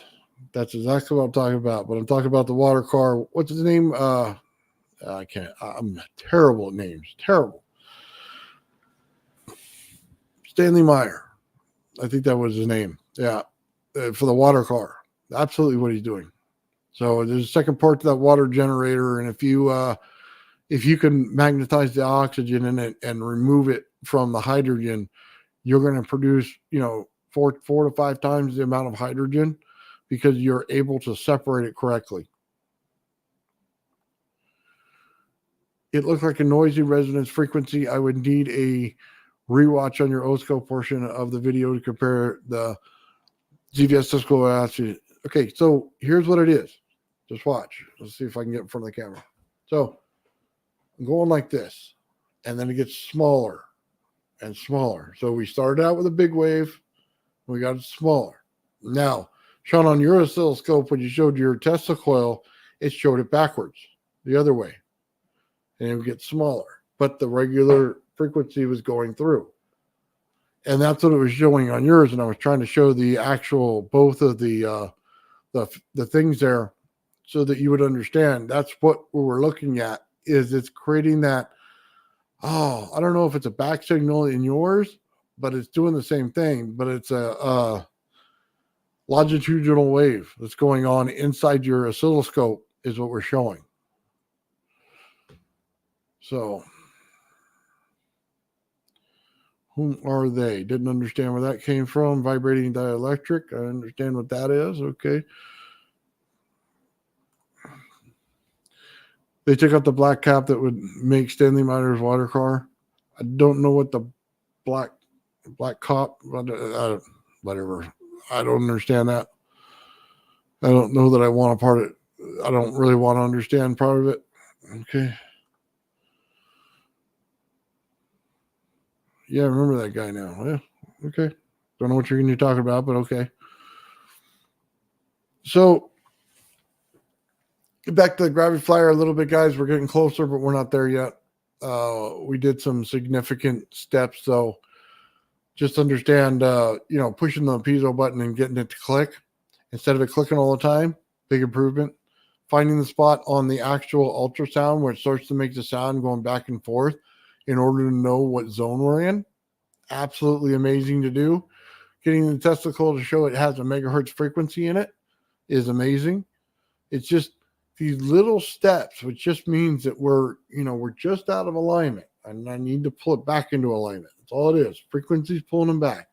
That's all we're at right now. I don't think we can do that. We saw it when you pushed the button, how the blue frequency would jump. You saw it jump. Okay, so we know that it's doing it. Now, if we can align the frequencies like this and we can get them to jump, then we have something. But right now they're like this, and one's jumping while the other frequency just stays, the same, which isn't going to work for us. So we just got to change that. That's it. It's probably as simple as that. Just getting them to align. So just a little bit more understanding of our Tesla coil circuit and a little more understanding of where we are in our Graviflyer, and then, just matching them up because we see all of the correct things in it. We just got to get right. Okay. Let's see. Everyone can replicate Steinmeier stuff. No problem. Well, I wish that were true, to be honest with you. They replicate one half of it. They're able to create the coils. They get some frequency in the coils. They get them to resonate. And then basically that's where they leave it. They don't separate the oxygen from the hydrogen properly. So you're going to get a mixed fuel, if you want to call it that, coming out the other end. And it's not as good as it should be. Now, can you separate them and then mix them together? Can you take the hydrogen and oxygen and mix them together in an explosive form before they switch back to a water form? That'd be interesting.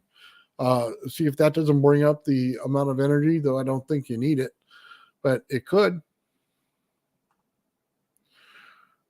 That's exactly what I was trying to explain, Taryn. Thank you. So Taryn said something. Let's see what he said. Okay. Stan, though, ended up with a spark plug with a UV and a part of splitting right there in the plug.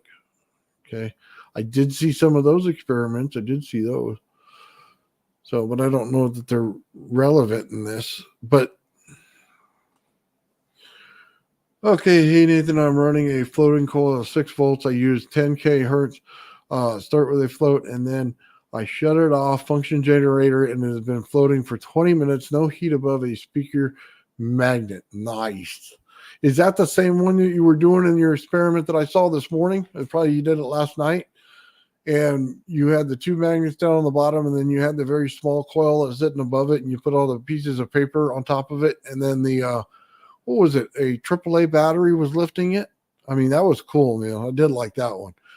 So is that the same experiment when it stayed there? Be kind of interesting to find out. Explosive is true. Yeah.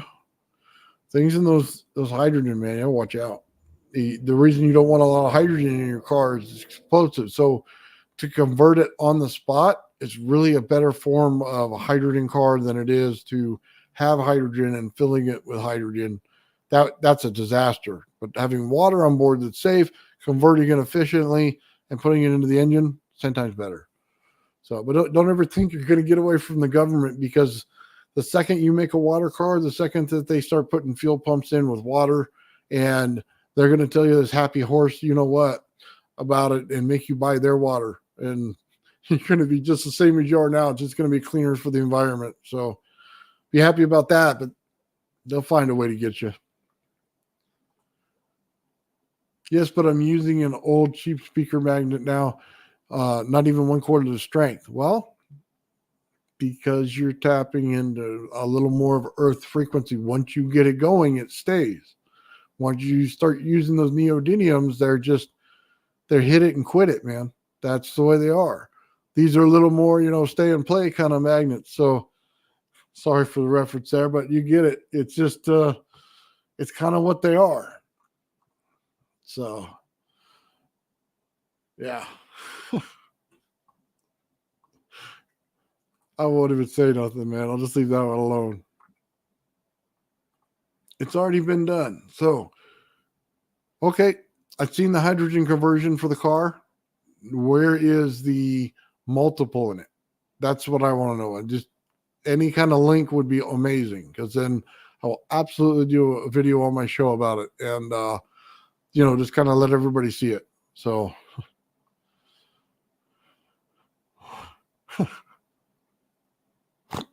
yeah, I think Joe got the joke there.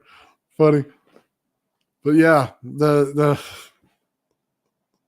earth magnets, man, they work a little more with the earth. It's the same reason that you can grow a plant inside of an earth magnet, man. and it'll actually grow multiple times faster because the energy from the earth compiles around it and stays around it longer. So just so everybody knows, yeah.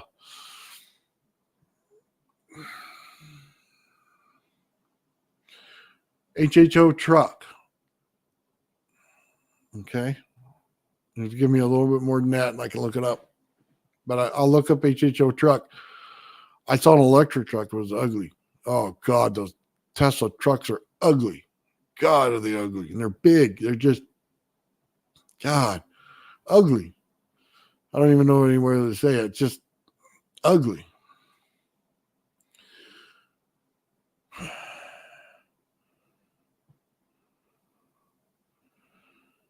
Blast chamber, huh? I don't know. Atomic frequencies. I'm not sure about any of that. I don't know anything about it. So,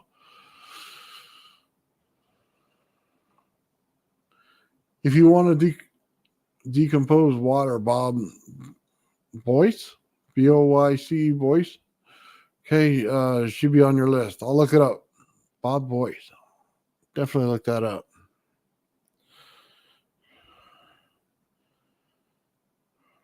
Let's see right here. You don't think you get anything mechanical to vibrate that fast? You'd be surprised what things vibrate at, man. So it's crazy. Neodymium magnet speakers are expensive. They're also probably kind of useless, unless they're looking for a very particular thing out of them.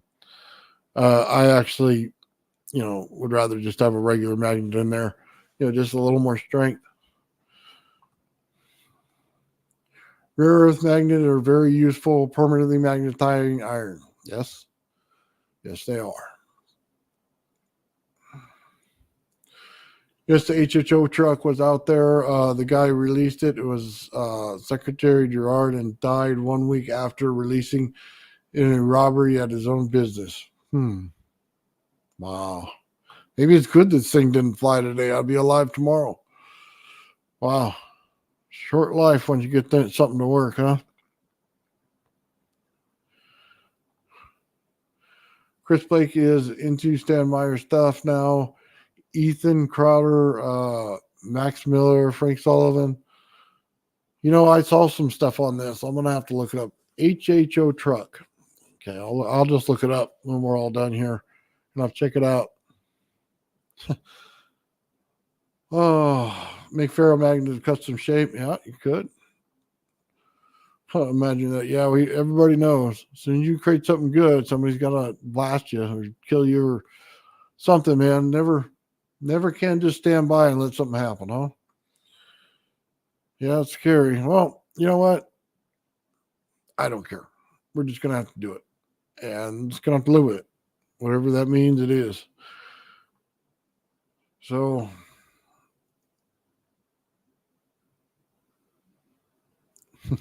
companies being told you can run exotic things if you want. Personally, going public is another thing. Yeah, I would never try to sell anything or get funds for anything or anything like that. Just sorry, not interested. I'll do it on the channel and then that's it. I'm done with it. Once it works, I'm over. So hopefully I did a good enough job explaining it when that point comes. Searching for the truth. Yeah. You know what? When you get to a certain age, man, everything hurts in your body. Searching for the truth is not, it doesn't seem that bad anymore.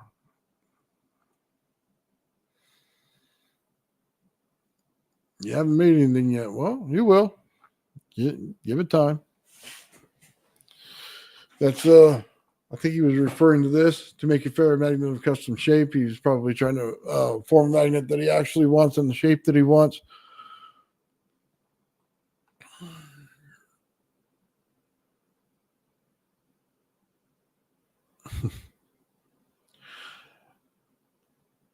Yeah, I suffered a lot, man, when I started doing a high voltage experience. Oh my God, dude. I shocked myself so many times. That was so bad. dude, I got lit up like weekly and probably daily, maybe hourly sometimes. It was just, you just want to reach out and grab everything and you got to stop yourself from doing it. But yeah, definitely. Look at the bottom section of the Great Pyramid of the hydraulic ram. Yep. You're going to get a pulse frequency. It's the same thing we're getting on our Graviflyer with the piezo. We're just putting out a giant pulse wave. It's shoving that plate down. It's just hitting it. I mean, it really, what I'm talking about when I tell you I click the button and it's not changing the thing, but when I tap it, it's changing it. So I'm just not hitting it with a hard enough signal. That's really what it is. I'm misaligning something and it's not hitting it hard enough. It's not hitting enough. It might just be that those frequencies just are not aligned because I didn't hit it in the right octave to align them properly. That honestly could be just what it is. That absolutely could be it. It's just the piezo is too small to put an impact on this thing that I want. And that's what I have another one. I have one. What is it? They say, what is it? Like a dollar size. So like an old school dollar coin, about that size. Not as big as a $half, but just like a dollar size. And it's thick. It's a 1/4 inch thick or close to it, maybe an 1/8. But it's much thicker, and I have it around here somewhere. I should find it and put it in there. It fit just fine, but it put out a heck of a lot more of a punch than this thing does. These things are small, man, and I wish I would have kept one next to my desk. I need to buy a bigger one. Oh man, let's see. I have 58 deep sleep ran over me with a truck because I stepped onto the secret military base that had no signage in the. Oh man, mountains in Arizona. 10 years in surgeries. Yeah, it hurt. Yeah, these people don't mess around, man. I already got somebody that shows up at my park at the same time that I do it. I go walking every day, and yeah, it freaks me out, man. I change parks, and hopefully he doesn't follow me. But every time, man, on the dot when I get there, he's either there or he shows up within 5 to 10 minutes, and then he leaves right around the time, and it's just it freaks me out. So I had to change parks.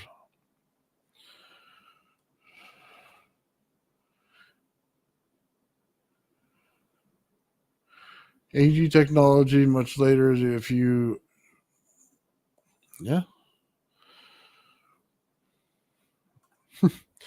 DOD has all my stuff, no worries. Yeah, you know what? They probably got all mine too. They probably are in here on my computer right now watching and laughing. Probably making jokes, eating popcorn. Yeah, I don't go hiking, guys, for probably that and bears, and I don't like snakes. So false hip, 7 spinal fusions. Ooh, false right knee. God, those spinal fusions get you, man. Absolute worst thing in the world. That's a lot of pain.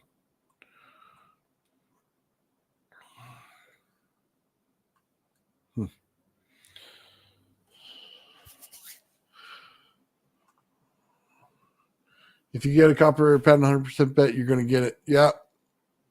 Yeah. Nope. No, thank you. No patent for me.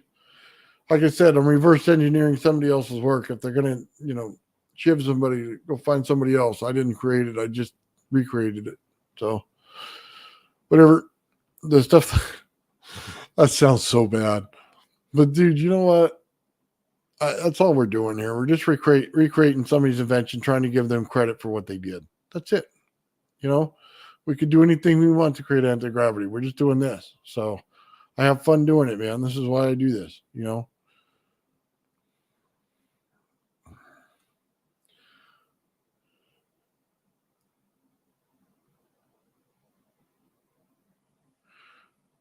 I saw something like that on there with the giant magnet, and the guy was trying to lift something and couldn't.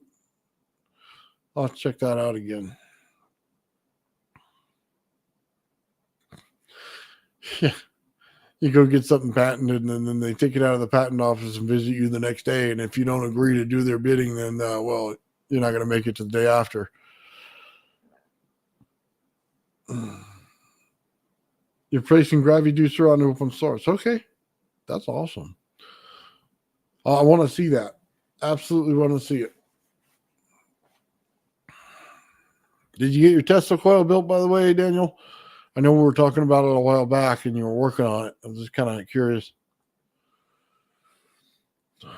You should be safe as the method works. It's a little consequence, trust level too low. Yeah, well, maybe not. All depends how you see things, I guess. I don't show half the stuff I do inside my garage for one reason. I don't want them here. So, but that's okay. We'll just show this one project and keep it going and get it working. And then, it's kind of whatever's going to happen is going to happen. And that's just all we can do.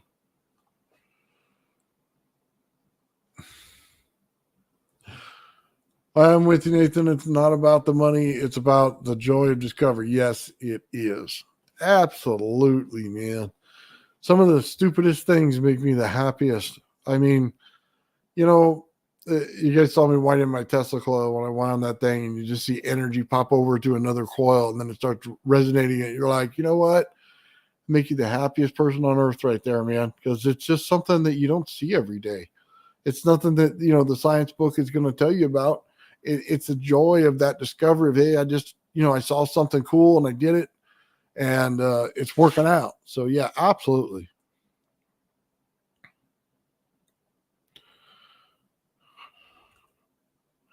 You can patent an obviously reader. Okay. Well, maybe we'll just say it does something else and write a book about it. And then when people find out it does something different, maybe that might be cool.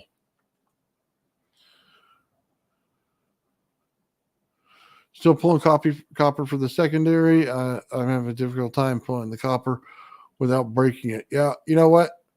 To be honest with you, man, I think it was eBay for $20 or $28, something like that, for 32 gauge wire for a whole roll of it, of the magnet wire. If I were you, that's the route I'd go. It'd just be so much simpler.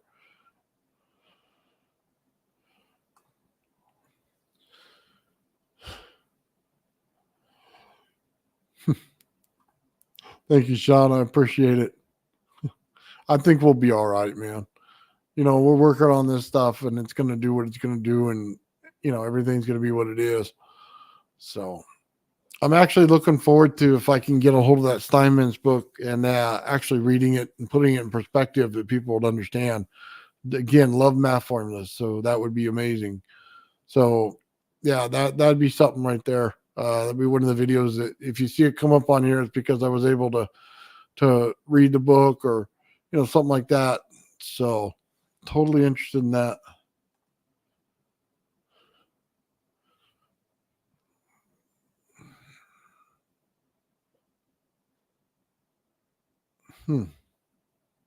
That'd be interesting.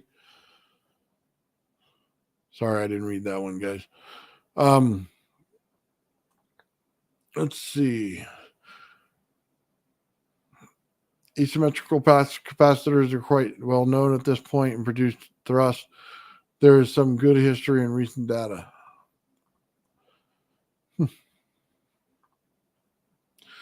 I have an ebook for you, Nathan. Yeah, if you do, I would like it. Yeah, if you could send that to my email, that'd be great, because I wanted to read that, and I keep getting, Toymaker keeps getting on me about it, and I know it falls right in line with where I'm at, though I may disagree with some of the descriptions of things. Probably will end up being right there. So.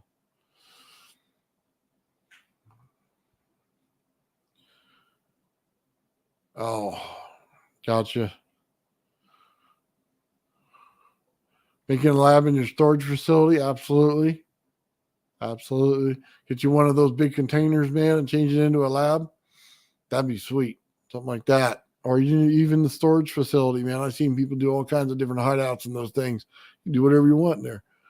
I have a lazy boy in my garage, man, just so I can kick back and watch videos between, waiting for stuff to cool down. Thank you, Gerald. I appreciate that.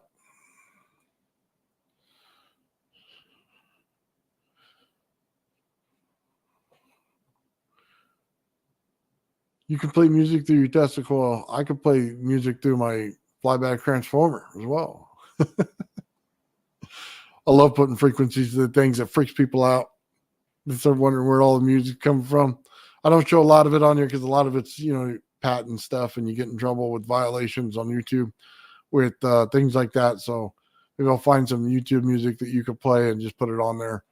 But yeah, you can basically any coil that you want to, you can put a rider circuit on for a trigger circuit, and you can attach the music to it.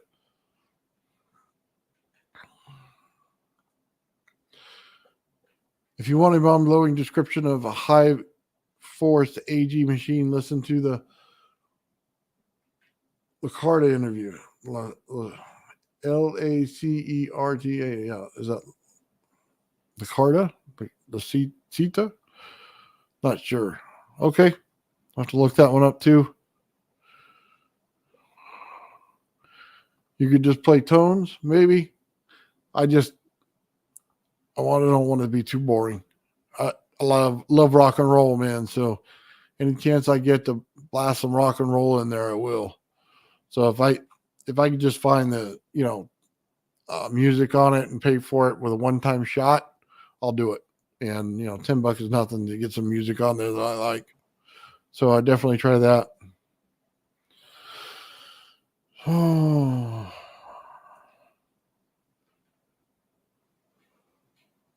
Definitely this is an interview. Okay. Gonna have to do that then.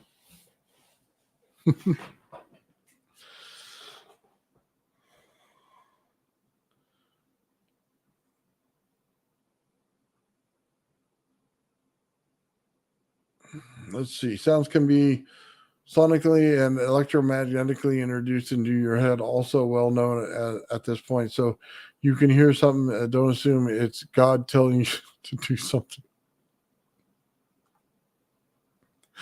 If God was my wife's voice, man, it'd be telling me to do everything. Let me just tell you that right now. So I hear that constantly in my head, even when she's not here. Oh, man.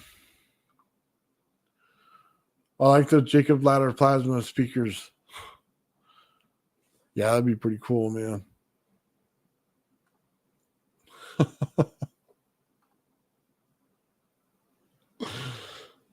Oh.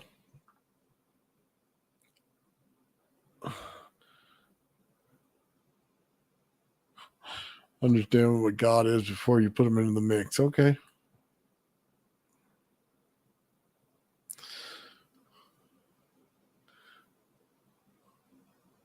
I use a 12-string Rickenbacker guitar and loud VOX amps. Nice.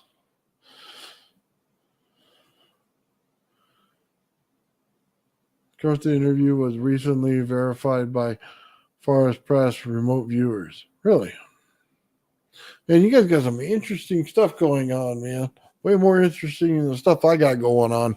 I'm just building Graviflyers in my garage and hanging out and talking, talking coils and stuff. You guys are talking about all kinds of cool stuff being verified. That's awesome, man.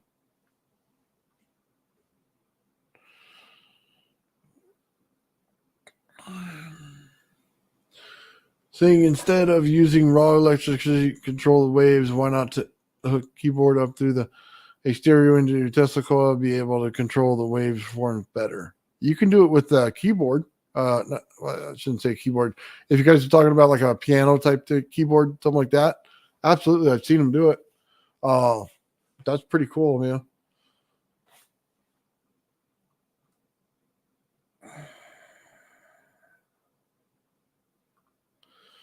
Let's see. He said, God, because there's a lot of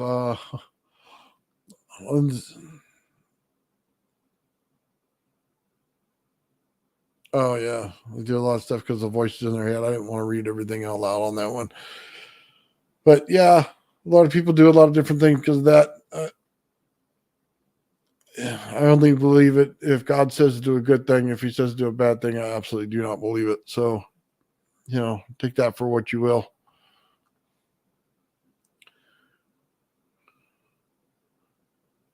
Let's see. That's what a keyboard is, a full isolated and oscillators and capacitors. And yeah, okay. So basically, we're talking about the same kind of keyboard, like an electronic keyboard. We're not talking about the keyboard you type things in with. We're talking about that. Got it. Okay.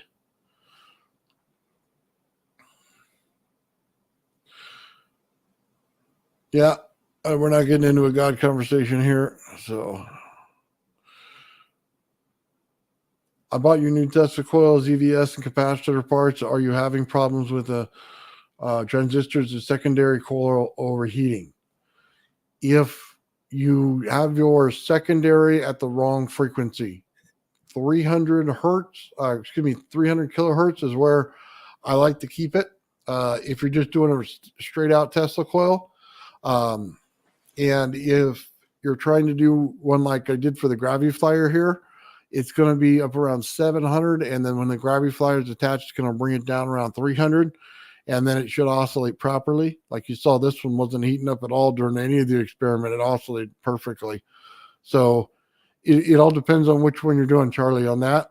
But the two caps in there, not a problem. ZVS coil, not a problem. If your wire is heating up, move your clip around a little bit until you get it to where on your oscilloscope, the frequency gets really high on it. So you'll see it, and it's kind of hard to say it like this, but it'll measure small, then it'll measure medium, and then you'll hit a point where it looks like it's off the charts, and that's where you need to be, and then the heat will go away, and you'll actually be able to reduce the wire size.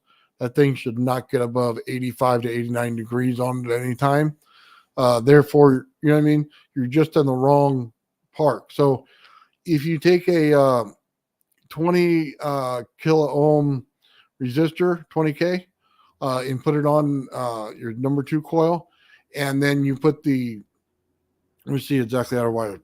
Put both negatives to earth ground, to your wall socket ground, then turn around and you put your oscilloscope on the side of it where the number 2 coil is, and then take your frequency generator and put it on the other side of the 20K ohm resistor. Again, this is all out the bottom of the Tesla coil, and you connect it in that way, and then you just test it, which I'm sure you've done before, and then just check the resonance frequency of it.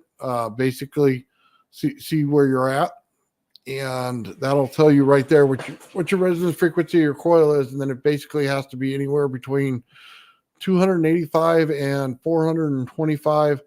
And if you're in there, then you can use it with the ZVS circuit. If not, you may have to wind another secondary coil. So, but yeah, you shouldn't get any heat out of it, and it'll continue to do it until you hit the sweet spot, and then it'll absolutely lose all the heat. So you saw me frying it when it's way out of resonance. When it's barely out of resonance, it won't break up the wire. It won't oscillate properly, and it'll create some heat.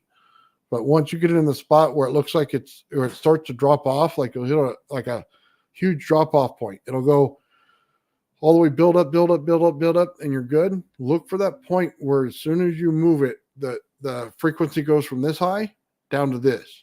Find that point and then back up just a little bit, and you'll be just fine right there. That's exactly where you want to set it. So I hope that helps.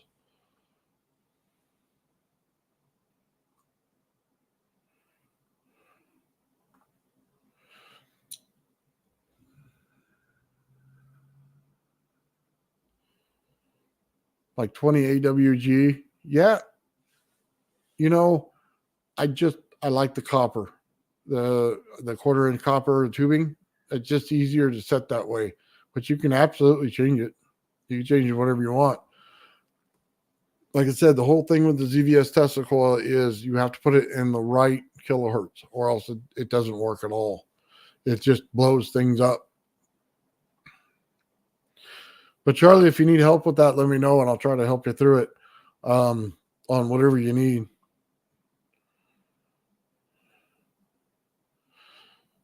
So just so everybody knows, on my Tesla coil behind me, what it is, it resonates around 700 kilohertz. And then when you attach the Graviflyer is 360 kilohertz that it takes out of it. So it'll bring your resonance frequency down to about 340 kilohertz. What that does is puts it right in the range of the ZVS circuit.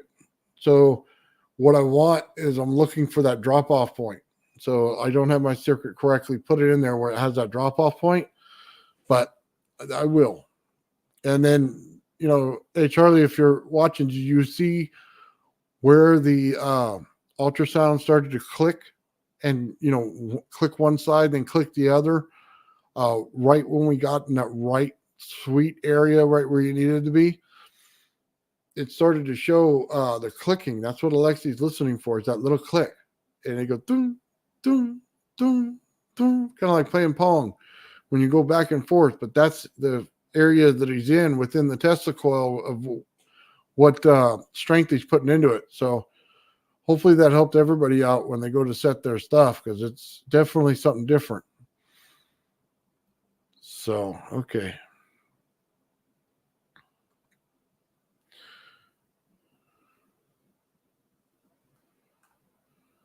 Let's see, you just be using a modulation input into the Tesla coil via low voltage. I don't know if there's a more conversation going on there.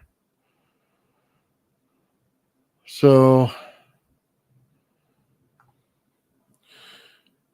if you're going to pump a lot of high frequency power, you want flat capacitors. Yeah, I don't know, the capacitors I got work great. You know what I mean? Like I said, 1.50 nanofarads, they go down to 75 when 0.75 when they're in series together. So yeah, they basically sorry, I was reading another comment a little out there. Anyway, yeah, it worked great for this circuit, man. It's right where we need to be. Like I said, we could throw a couple more caps in there, might change it a little bit. I know that Sean uses 0.22 on his nanofarads on his caps. So he has 8 of them in there, I believe. And they changed the resonant frequency a little bit. From what I understand, the more caps you put in, the higher value coil you can use. So if you have something that's resonating in the 400s, buy a few extra caps, put them in there in series on each side, and it'll allow you to use that coil. So it's just a different understanding of it. So you don't have to, keep building coils every time. But, kind of playing with it a little bit, get you there too. These smaller coils, they actually run at a higher frequency. So adding, 9 caps, somewhere in there might actually put you right there in the correct frequency of your coil. So if I were you, if you're having trouble matching that, add a few extra caps and see what it does. And if you like the trend line, keep doing it. You know what I mean? Until you get it to where you think you need it. But that's where I would start. And then, at last resort, you're going to have to buy some wire and start winding and, use the Java on the Tesla coil thing in order to figure it out, because that would that gets you right in the ballpark. And like I said, John and I are working on a Tesla coil kind of setup guide on how these EVSs. We're just looking into a few more things before we lay out the actual way we want to do it. So that's it. These things are awesome, though. They're not getting hot. They're working great. And I hope to show it in one of my videos that they're just working a lot better than what I had them at today. Let's see. Tesla had to deal with this. Yes, he did. Let's see. That is with resonance frequency. Okay, probably missed the conversation there.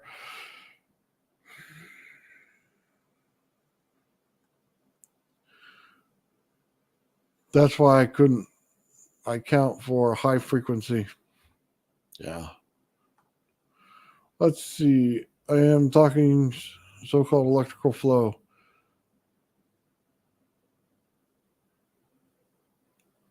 Okay. I'm still, there was a misunderstanding somewhere along the line. Conductors and capacitors. Conductors, not capacitors. Okay. Look, all I know is this: when you hook up the ZVS to MOSFET, it's basically going to give you frequency at a pulse rate. That's it. That's as simple as it gets. Then what you do is you change the amount of capacitance in that. When you change the amount of capacitance in there, it changes it, match it in the number one coil. The number one coil has to oscillate with the number two coil. So the more that you can align the number one coil frequencies into an area that can catch the number two coil, the better off you're going to be. That's why it oscillates that way. That's why you can't use a frequency generator for this and other things. It has to be that way in a Tesla coil. So if you change the capacitance, you're going to change the actual that frequency in which it resonates on the number two coil. Now, you can see when you add a ton of capacitance like the Graviflyer, we're getting into the megahertz capacitance range, right? That's what the strange thing is. You're adding as much capacitance in the Graviflyer as there was in the Tesla coil. You know what I mean? And so it's probably half the amount that's in the Tesla coil, and it's reducing it. It's not increasing it. So it's not an addition, it's a subtraction formula. And then that's when we start to get the sweet spot. We just weren't on the cliff. We just weren't on the edge. That's all it was. I didn't tune it well enough. I didn't tune it well enough, and I didn't put my frequencies were not in alignment. But I saw every single thing that made it special that Alexi did. I just didn't tune it right. And that's where I'm at. That's kind of what we're looking at, guys. It's amount of tuning. And, I don't tune these things on oscilloscopes all the time, but now that, I'm showing it and doing it, just understand this, it's only going to get better. And we're going to be able to put this thing in tune, relatively quickly. Once I learn something, man, that's it. I understand it. I can do it. I can teach it. So we're going to get it right on. Let's see. I'm talking so-called electrical flow. Okay. So let's see what you said next. Okay. It details the AG generator and the pure copper pyramid and the radiation projected against it and the 90 degrees RF project. Okay. I think I get it now. So Tesla coil, you're setting it at 90 degrees. That's what they're talking about in there. Let's see what else it says. Okay. All right. However, none of us has the capability to safely reproduce. Well, if they put it out there, why not? Unless you're talking about the actual pyramid and what they did, well, then we can only produce it on a small scale. I would agree with that. Straight over my head. Kind of went over mine too, man. I'm gonna have to see the interview. That's really what it comes down to. You got to see it. So,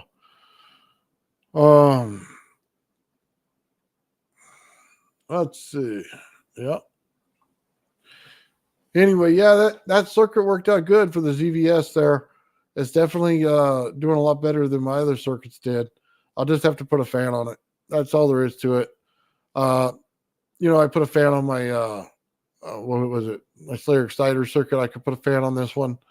Really not going to be that hard to figure out. I was designing one last week, and I should have just finished designing it. And we'll just cool it down a little more and run it harder.